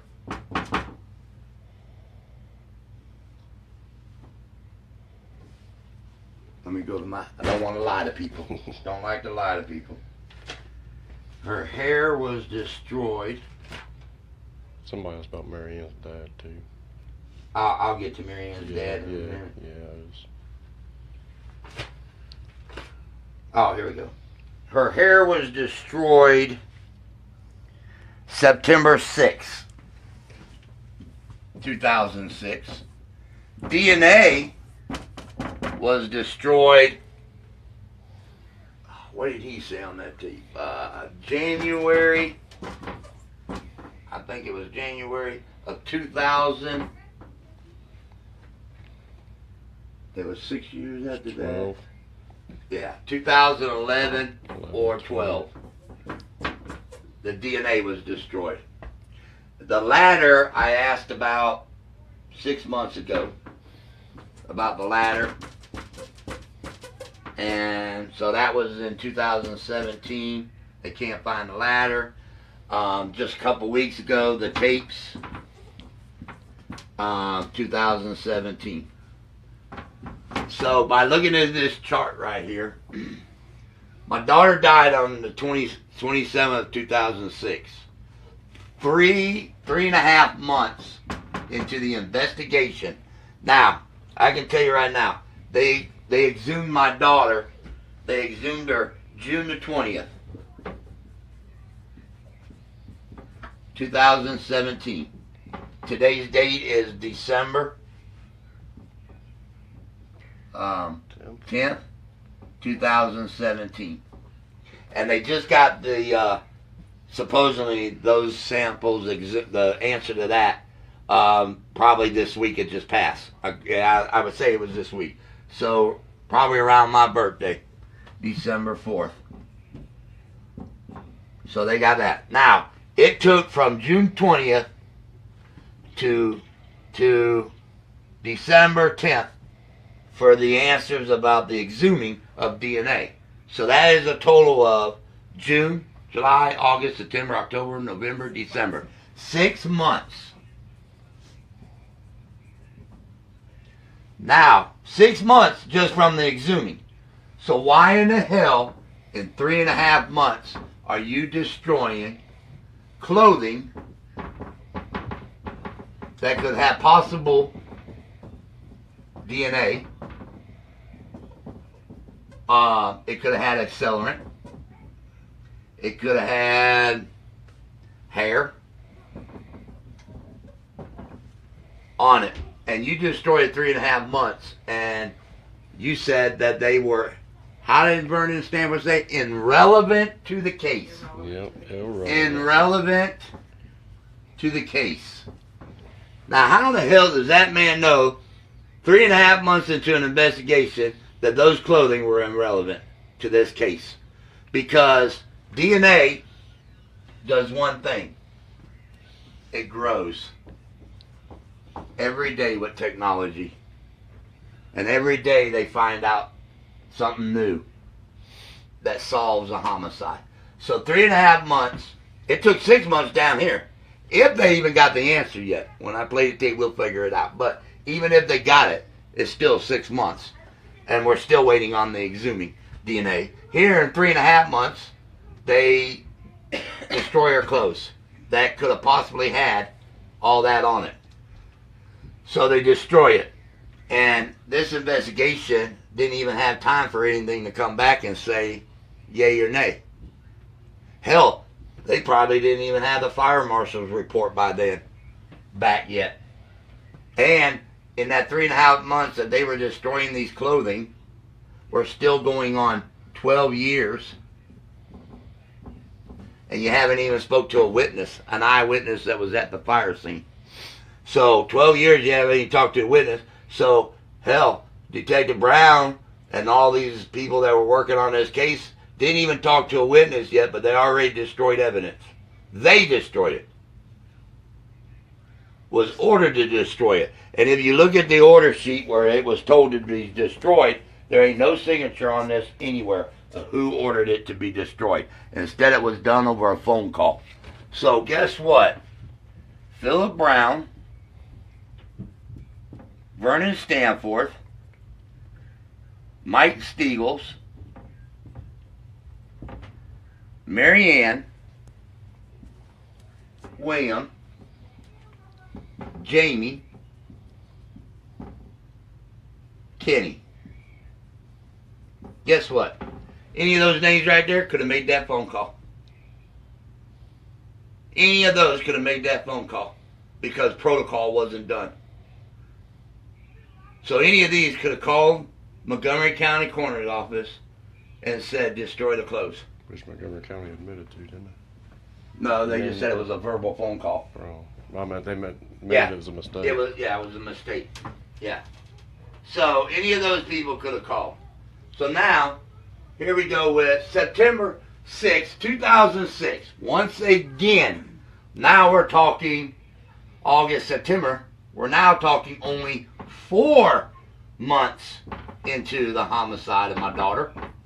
And the hair is destroyed. And right here it is. Evidence sheet. What was destroyed? No signature. So now this is destroyed 4 months into the homicide. And we're still waiting on this one. And we're going into 6 months. So now we go down here to the DNA. This DNA that they had that was a white male sat for 6 years. 5 to 6 years. And never was asked about. Never asked about. So now this is no good. This is no good. This is no good. So then it leaves me the question that I said. I already know who killed my kid. I already know who's involved in the death of my daughter. That was easy as can be when you can't even tell the same stories and you've told so many different stories. But this that I just explained on this board explains this one word right here. And if you can't see it, you're blind. And that's the word cover up. I've talked to so many people in the state of Ohio, clear down to Florida, and everyone that I have spoke to that lost a loved one to a homicide that is still not solved today. Their clothes that they were in, their DNA that they had, is still in a box with their name on it. So why in the world doesn't the sheriff office have all this stuff in the evidence room with my daughter's name on it so that they can go right to it and find it? I don't understand that. But I can go to the fire marshal in Columbus, Ohio and say, hey, do you have such and such? And they can go and pull it right up. They got it right there in the file. So everybody that asks me why I think it was a cover-up, I just explained to you guys the best way I could explain a cover-up. But I can tell you one thing. That little baby right here didn't deserve what happened to her. This is my angel. This is my baby. This is my life right here. And I spent a lot of time putting all this together. And I did a lot of work to share with the community. Because I've said this before. Everybody that knew my daughter is a part of this. it's part of their life. The school teachers that taught her for 8 years, the friends that grew up and ate lunches with her and stuff, all this affects everybody in this community. And everybody that follows my story today, and I've had a lot of people say that they're, it's like we're almost family, and by following my story and meeting me and doing the things I do, that they feel now this, and they see what I see.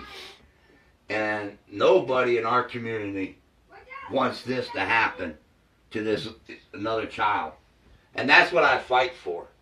That's why I do what I do. That's why I beat on doors.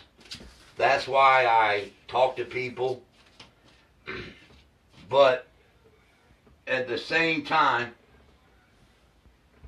I'm human. And I lost a child. But I'm not the only one that's lost a child.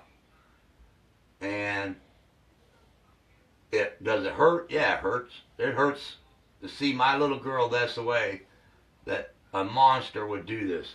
But one of the biggest questions is, what mother would allow this to happen to their child? And I haven't met the first one yet that they would allow this to happen to that little baby or to their child. And when I do the things that I do for the community, it ain't to be glorified. It ain't to be a hero. It ain't about that. I do the stuff I do for this community with these children is because that's my medicine. That's my healing medicine. When, I went and watched that little play and watched Faith in her Christmas play and got invited to it, it was like seeing Mackenzie on the stage, and that could have been her, singing and having a good time. And that's my medicine. And I have other girls, Amber and Tamika and her children, and this little girl Amber, man, is like, she just, gets on my Facebook page, sends me pictures of her, being goofy and stuff, and I laugh and I giggle and I talk to her, and she asks me how I'm doing, and just like the other little girl, Jersey, that came to my Christmas thing, if I can touch those kids' lives and show them, how bad bullying and stuff is, and that everybody is amazing, the way they look and everything. And, but when these kids come up to me and they hug on me and they wrap their arms around me and they say thank you and stuff, man, that's what keeps me here. That's what keeps my mind focused on this. And make sure, because, when those little kids come up and hug me, I don't want this to happen to them. And I don't want their mom or their dad or their grandparents to go through what I went through.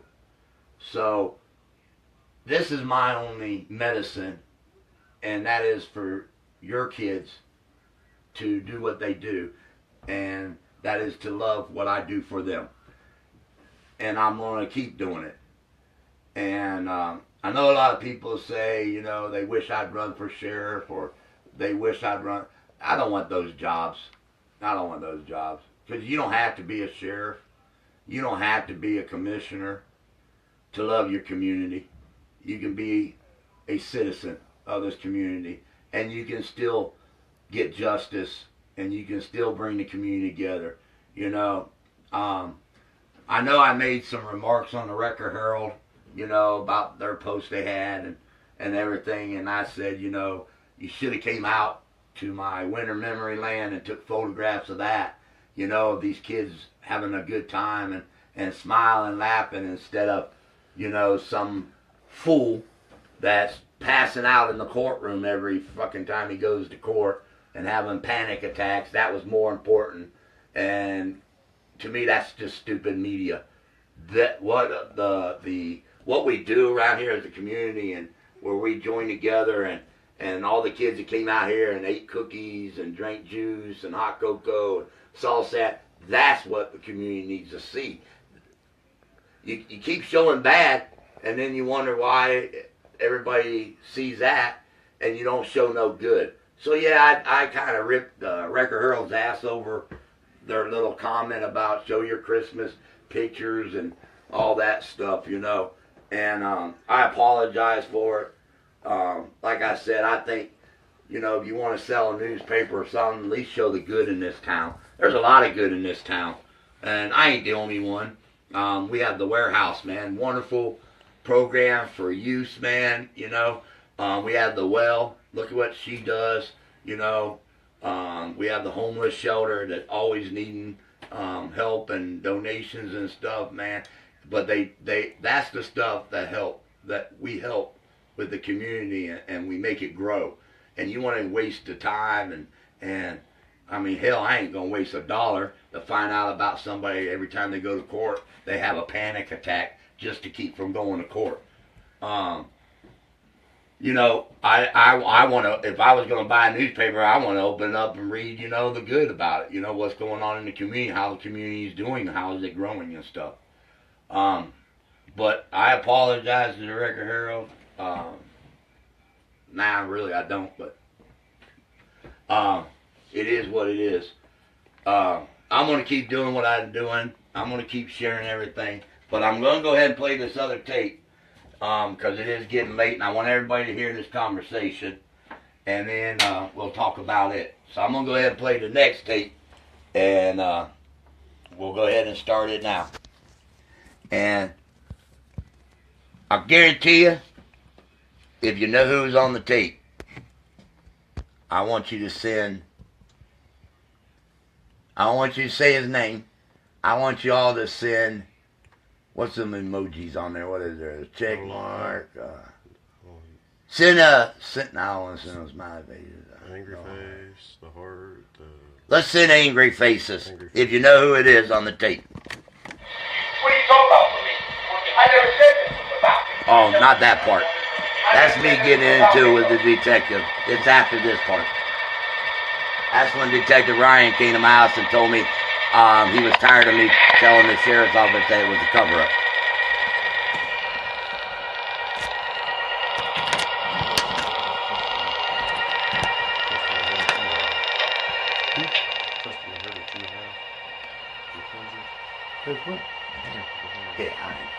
I got a question.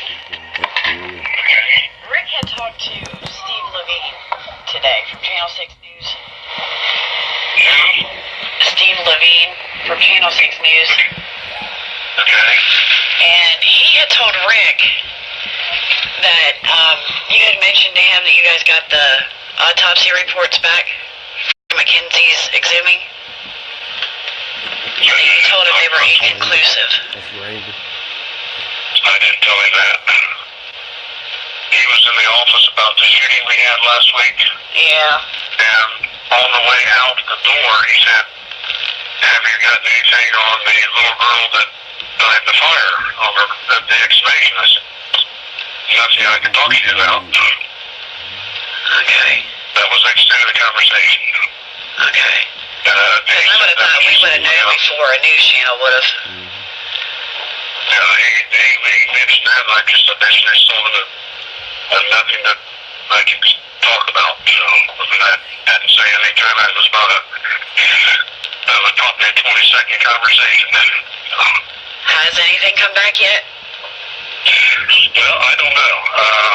I think they may have, or I know that we've talked to the coroner's office, but I don't know what that conversation is. I haven't talked to them, no. And I can't tell you that Ryan has or hasn't, because he's, you know, we've had several things talked about, but I know that I've not talked about the results. I've not seen any results. Now, I can check Monday, Ryan's back in, and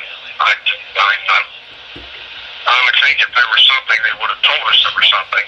But that doesn't mean that they even know yet. I mean, I can't honestly tell you that they even know. I mean, I don't recall. I know Rick has called Ryan and left him a few messages, but Ryan's never gotten back with him or called him back or anything. Yeah, I don't I don't anticipate them having anything, period, finding anything. It's not likely, but I can't tell you that that's exact. I mean, I don't know. I don't want to tell you something that's not accurate. Okay. I just kind of wondered, because it's been a while. I figured something should have been back by now. Well, I would think, but once again, I know they're busy doing hundreds of other autopsies on the overdose thing. I don't communicate with the coroner's office that often. But if they had something, I'm assuming they would have called and said we got something, but if they don't have anything, it's just one of those things that they eventually tell us. And they may have. I mean, I don't want to stare and tell you yes or no. Okay. But Stephen Levine just took that and if he did anything with it, he was just fishing. He was like doing it. I don't know whether he called you or you called him, but that was probably a fishing expedition he was doing. So. Okay. Oh, I appreciate the call back. But I would not have told him anything that I had. But if there was something here to talk to you guys about, I told you first. So. Yeah. But the conversation with him was just, like I said, it was a 20-second conversation. She was walking out the door after that interview for the shooting. Okay. All right. I'll check Monday and we'll get back to you. You gonna give me a call or you gonna give Rick a call? I'll get this. I didn't have your number. It's the first time I've got your number, I think. I can give you a call, but Rick's not been talking with me since the explanation. Okay. Yeah. Well, I'll let him know that we'll hear back from you Monday. Okay, that'll work. All right, thanks. I'll do it. Bye. Bye-bye. All right, that was my surprise tape. That happened last night. Last night, I knew nobody was going to talk to me because I talked to the chief, and he asked the captain to call me, which is Ryan McFarland, and that when he got back to the sheriff's office, he would call me. And about 8 o'clock, no call. So I figured ain't nobody going to call me about her results of the exhuming. And then I also left a message with Jesse Weed, who is the prosecutor, and he got my message, but didn't call me neither. He went home early on Friday. So that just tells me that my daughter's not the number one priority. Like they say, she is not a number one priority. So, with that being said, here's the thing. Vernon Stanford put in the newspaper, and his quote was, "I don't believe this will ever be solved." That's what he said.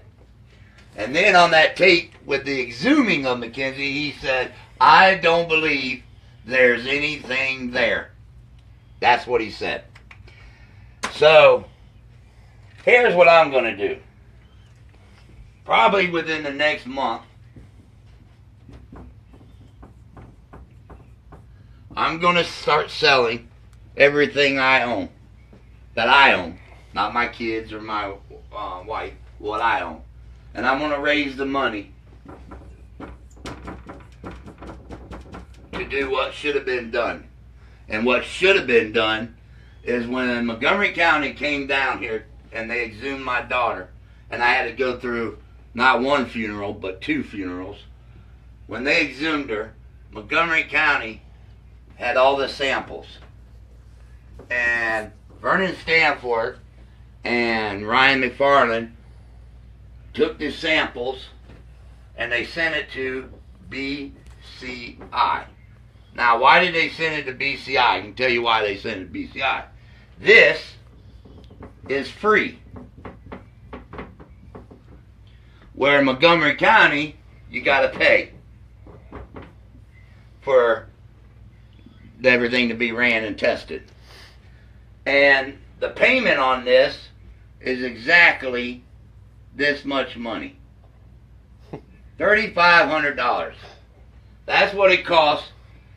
And we'd already had the samples back in, and I talked to Montgomery County, they would have had the samples back in 3 to 4 weeks, not 6 months. So, and I hate to do this, you know, when I look at these photographs of my baby and what she's been through and everything, and I know she wants justice so much, and I'm willing to raise this money and sell everything I got to have her re-exhumed again. And this time, I'll pay Montgomery County to do and run the samples of my daughter to see if there really is any DNA. Because I wasn't there, so I don't know if they really handed it to BCI. I don't know. And as much as already this case has been screwed up, I couldn't tell you if it did or didn't. So, I can get a hold of Montgomery County. I can get her exhumed again. I did it once. And then I can pay Montgomery County to do it. And to make sure that the samples are taken to Montgomery County. And that the results I see, including the prosecutor. So that's my goal coming up, and it's well worth it to get justice for this little girl, since everything else was destroyed in the beginning of this. So if I have to, and people don't know me very well, but if I have to live in a shoebox to get justice for my little girl, and to make sure that this never happens again in this county, or any county, I'll do it. She's well worth it. She's well worth it. Because I can tell you right now, 3 people ain't going to tell you what happened that night. They've already told enough lies, and then your law enforcement ain't going to do anything. Because let me tell you something. How does a detective that becomes captain have this case for 4 years after Philip Brown died, and in that 4 years has never talked to an eyewitness? So, you cannot tell me this is moving forward.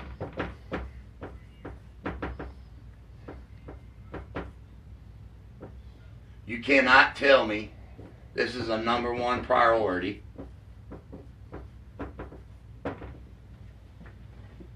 You cannot tell the community that it's an ongoing investigation. You're a liar. Now, that's the sheriff's office. Now, if we come to this word right here, and that word is Father. A is moving forward.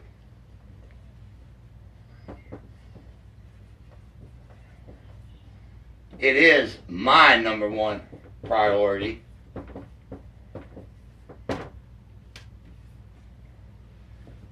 So, and it is ongoing. Not because of the Fayette County Sheriff's Office,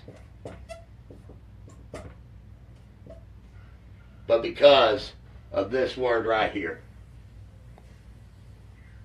And that's Father. Because that's what any father would do. So, quit lying to the community. Quit trying to keep it in Fayette County.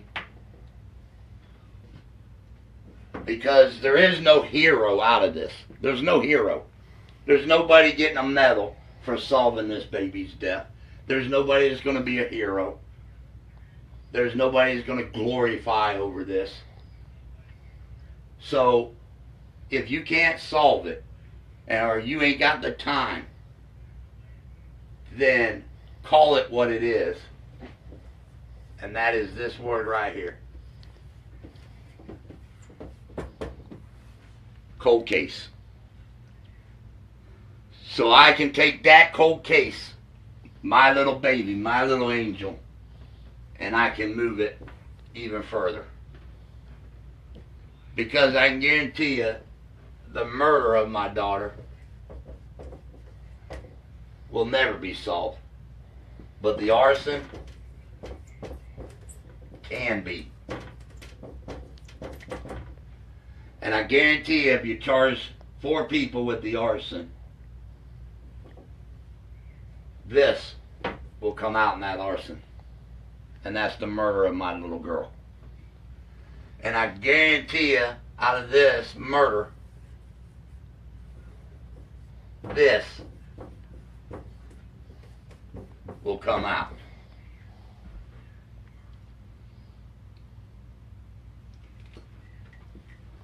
And somebody said something about hair. Asked a question about the hair. And I can tell you right now, I have her hair from after the fire. So I can have that tested. But it you know, you got to pay for it to be done. And that's why I said, I'm going to get this amount to do whatever I have to do to put away the people that did this and the people that covered it up. So, and let me tell you something, man. I got, like I said, a tape where me and Ryan McFarland got into it, and he's yelling at me, and I don't give a damn, man. I don't care. If you all think I care how you feel about me as law enforcement, I really don't give a rat's ass. I really don't. It don't bother me that you yell at my face. I'm going to yell back. This is all that matters to me. So, with your hot temper and being pissed off because I'm letting the community know the truth of what happened to my little girl and who's all involved in what happened to my baby, you got the problem. I don't. I go to bed, I lay my head down on a pillow, and I'm not guilty for anything that I do, or anybody's toes I step on, or anybody's job that I cause them to lose. I don't lose sleep over that at all. Never will. If you don't like your job, there's a McDonald's on Elm Street, and there's a McDonald's on Leesburg Road. Yeah. They both need help. And that, I mean, to me, half of them, that's where you need to be, flipping burgers. Because you don't know shit about this. And the only reason you wouldn't know anything about this is because you didn't care. You're trying to make yourself be this hero by taking flowers down and putting them on my daughter's grave, a wreath, and saying, you know who the heroes are? I can tell you who the heroes are. There is a heroes. And those heroes are those firemen that go to bed at night, and when their alarms go off, the first thing they think about is life. And they kiss their kids, they kiss their wives, they kiss their husbands at night. And that family prays that that loved one, that fireman, will come home that night, back to their family. But a fireman, they risk their lives for my daughter. They risk their lives. And if it was me, every fucking one of them that's guilty of my daughter's death should also be charged for every fireman that went to that scene to save my little baby girl. I believe everyone should be charged because you didn't even care that that fireman put his life to save a life, my little girl. And even though she didn't come out the way everybody expected it, I guarantee you the fireman that went into her bedroom and picked that baby up off that bed lives with it every day of their life. And I guarantee you that fireman hugs his children every night. No fireman ever wants to go and remove a baby from a burning house. Not alive. And for your ass to sit over there in Tip City and your piece of shit boyfriend that calls himself a fireman to do this to my child and risk the other firemen in this town that try to save her, you're a disgrace. You're a disgrace, and you shouldn't be breathing my air. So those are the heroes. Those are the heroes because they tried their best, even though they were told 20 minutes later that that baby was laying up there.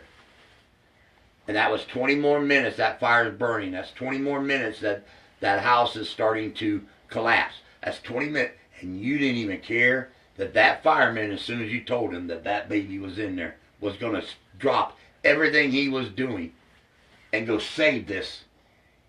My Mackenzie, my child. You're a disgrace. You're a disgrace. You shouldn't be breathing my air. And that's what I mean. You shouldn't even breathe my air.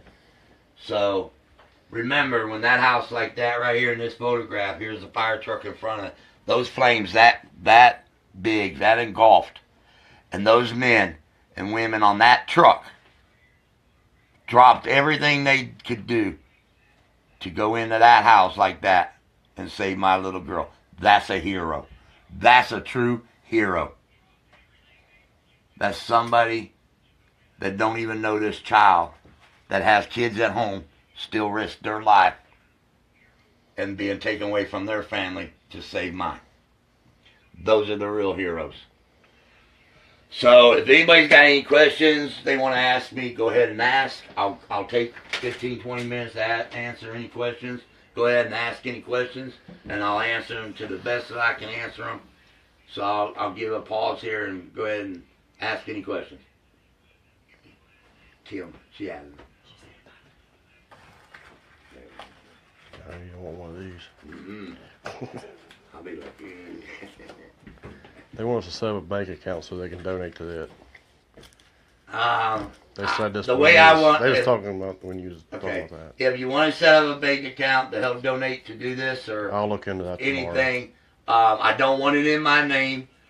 So we need to decide somebody to put it in their name under Mackenzie Branham, and I just don't want it in my name because I don't want the guilty party saying that here I am trying to raise money. I mean, I appreciate everybody who wants to help with this, but like I said, I'll sell everything I got. I don't care, man. That's my kid, man. So I'll look into it tomorrow. I got some people who are going to check into that for me and stuff, but I thank you with all my heart if you do.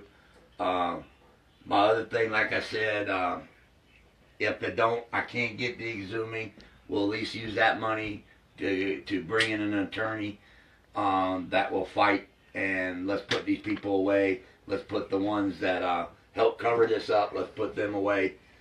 Let's get justice for my girl. Let's get justice for the firemen that risked their lives. Let's get justice for the community, that this doesn't happen again. That's what matters. And like I said, I'm not done. I'm still digging. I'm still finding stuff. Like I said, I'm a person true to the heart. I just want to make everybody's kids happy. I'm not out here to get glorified for what I do for this community with children and stuff. I love it. It's my healing medicine to have kids around me because I focus on that's what's important. And so I don't mind if kids come up and hug me. I don't mind if kids come up and ask me any questions. I don't mind it. I love it when the kids send me I guess Snapchat or something like that. Some kind of where they Snapchat. send little faces and stuff. That stuff makes me, smile, man, and it makes me think about Mackenzie. I got, like I said, there is one little girl. Her name is Amber, and I won't give her last name. And that girl's just amazing. To when she texts me and talks to me and stuff, it makes me think other things than focus on this 24/7. I do got a few more other things coming up that I'm going to do. So, and like I said, I don't want no glorifying out of this or anything. I'm just a good-hearted person, and I enjoy what I do for the kids, and I focus, and I do what I do for Mackenzie, for my daughter, and I'm getting tired of people putting in the paper. They don't, can't even say her name, man. They want to say little girl, and that little girl. This is me. when you say that little girl, it really bothers a lot of people, including myself. That little girl has a name. That little girl had a voice. That little girl had a life. So her name's Mackenzie, and getting justice for her is all that matters.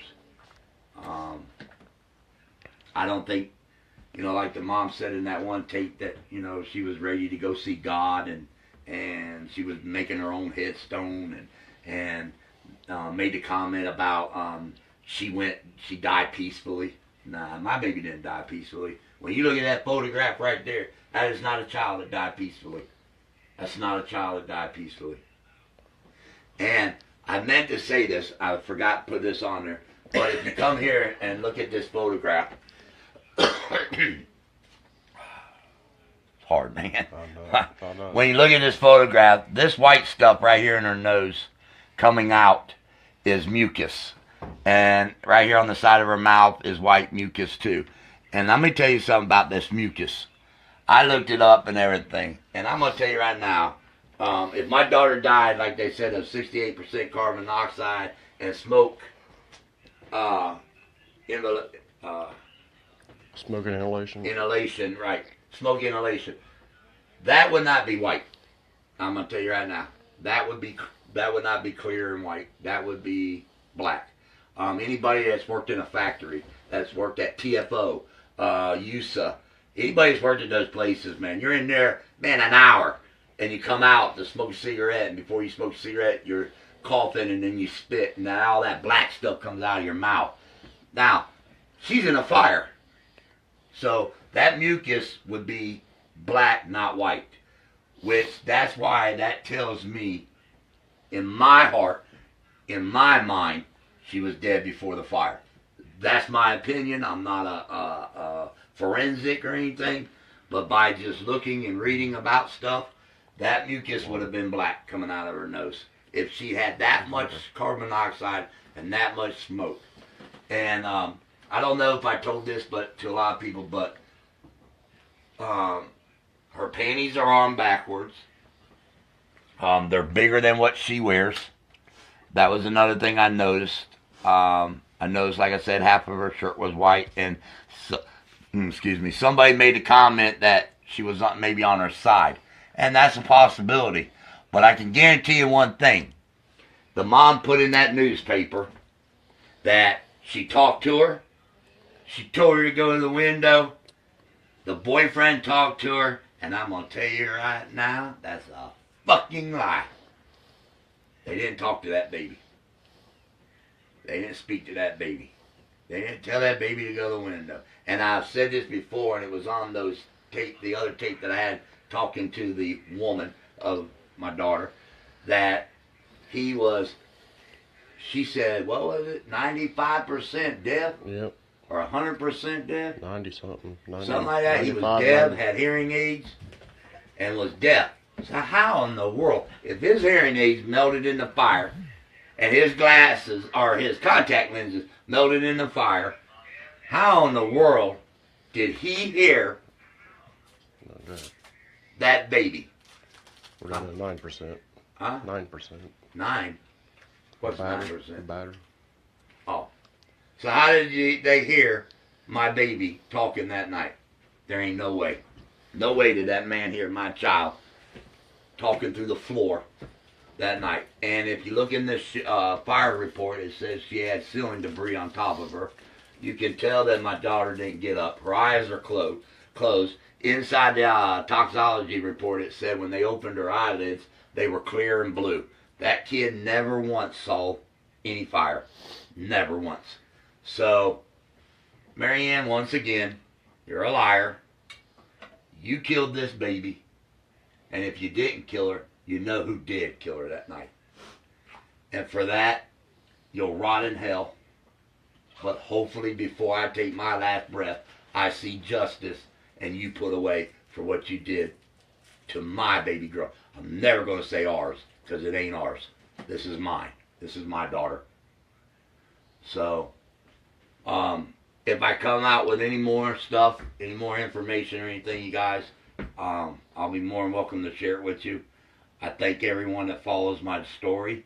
I notice some people, when I post things, they share it. And just for information, you know, I see who you share to and all that stuff. And I want her to see this. I want him to see this. And anybody that shares to Vernon Stanford, you're wasting your time. He's on my friends list because I want him to see it. So you're wasting your time to share it to him. He already knows what I do. On this tape, he said that Rick Branham doesn't talk to him since the exhuming of Mackenzie. If I am incorrect, or correct, one of the two. Correct. But I believe in most of my live feeds I say, Vernon Stanford, I want you to meet me in public, in front of the community, no media, on live feed or whatever, and I want you to answer my questions to what I ask. I ask that all the time. I don't remember not asking. I'm not afraid to meet him nowhere, even though, quote, quote, he has a hit on my head. That's what an officer said, another cop said. So I'm not afraid to meet him nowhere. I've offered every opportunity I can get. I even come out of the sheriff's office one day, seen him getting in his car and yelled for his name, and it was about another situation, but he reminded me that if it had anything to do with Mackenzie, he wasn't going to talk to me. So while I'm there, you telling my wife, Kim, that it's my fault that I don't talk to you? No, it ain't my fault. I've tried everything I can. Hell, I've even asked for meetings with you, the fire marshal, detectives, ATF, the coroners, all of them, in one room. And everybody agreed to that meeting, but the Fayette County Sheriff's Office, they're the only one that denied meeting me with everybody. Fire Marshal, BCI, coroners off. I called that meeting 3 or 4 times, and you all keep refusing to sit in a room with me and let me demonstrate this in front of everybody because you're afraid that another agency is going to catch on like I did and the community did. So don't sit there and lie. But I can guarantee you one thing. This is a fact. I am going to call tomorrow, and for next Monday, I am setting up a meeting with the commissioners and going over this with the commissioners. And anybody who wants to come and sit in that room and join me, there's probably 50 chairs in there. I'd rather I have support with me in that meeting than me to be alone like I have been. But I can guarantee you, I've met with them.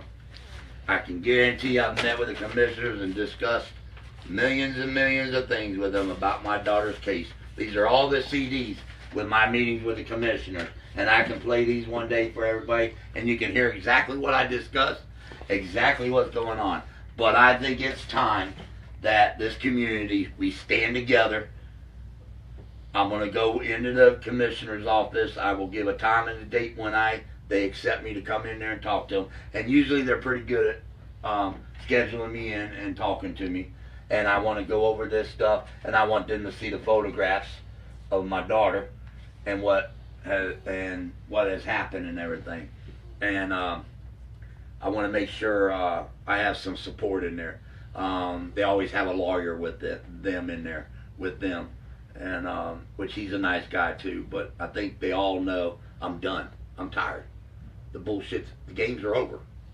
I'm exposing you, and I'm going to keep exposing you until you give me answers. And that's a fair. It's not me proving anything to you. It's you proving things to me. I've proved enough here that if I'm wrong, if I'm lying about any of this, if I'm lying, then prove it. Call me out. Meet me in front of the public and prove I'm full of shit and I don't know what I'm talking about. Prove it. I'm going to give you exactly 1 week from tomorrow to call me out and prove I'm a liar, that I don't know what I'm talking about. All this is bullshit. This is all fake. Call me out on it.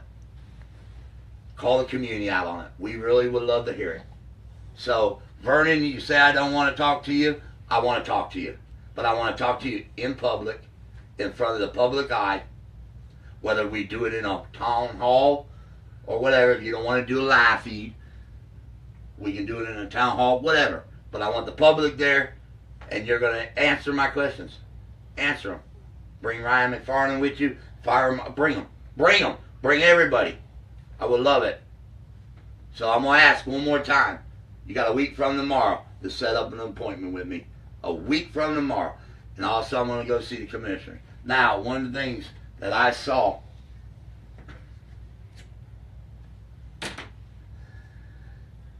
this is Mackenzie's CD.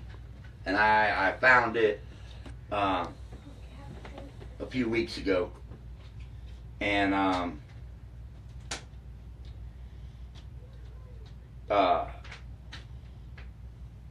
she loved music, she loved dancing, she loved singing and stuff. And I thought it was Britney Spears, but it wasn't. It's Hillary Duff.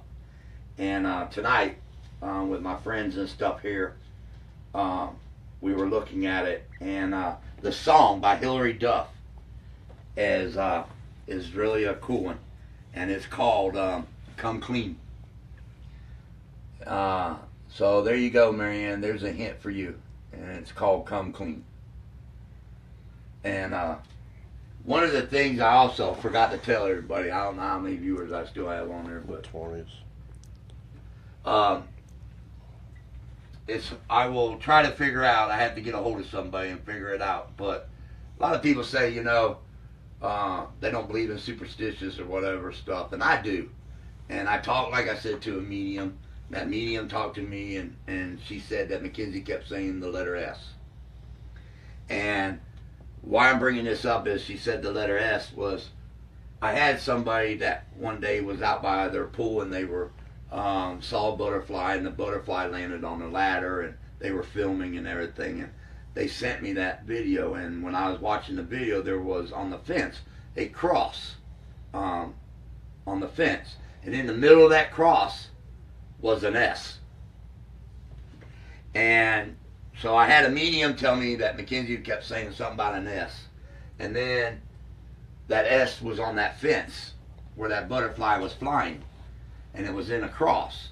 Well, when I got the autopsy pictures, and in one of the photographs, I don't have it blown up, but I will blow it up, where her hand right here is pointing behind her head, but when you turn it around and you see the photograph, and anybody that sees these photographs, they can blow it up, but right here in this corner where her hand is, she's pointing like at the table, and this is a steel table in the corner, Montgomery County corner, and right in that corner there, if you look at the photograph and you blow this picture actually up, blow it up, the S, there's an S right on that bed, like it's scratched into the bed on a stainless steel bed, and then there's an S on the fence. And once I get that video, I'll post that video and you can watch the video, and both S's are exactly the same, the exact same way they're wrote and everything. And it's on that steel bed at the autopsy place, and then it's on that video at somebody's house here in courthouse that filmed the butterfly that day. And those are signs to me. And my daughter's telling me about the S. Well, let me tell you what I think about the S, and I'm going to write it real quick, what I think about the S.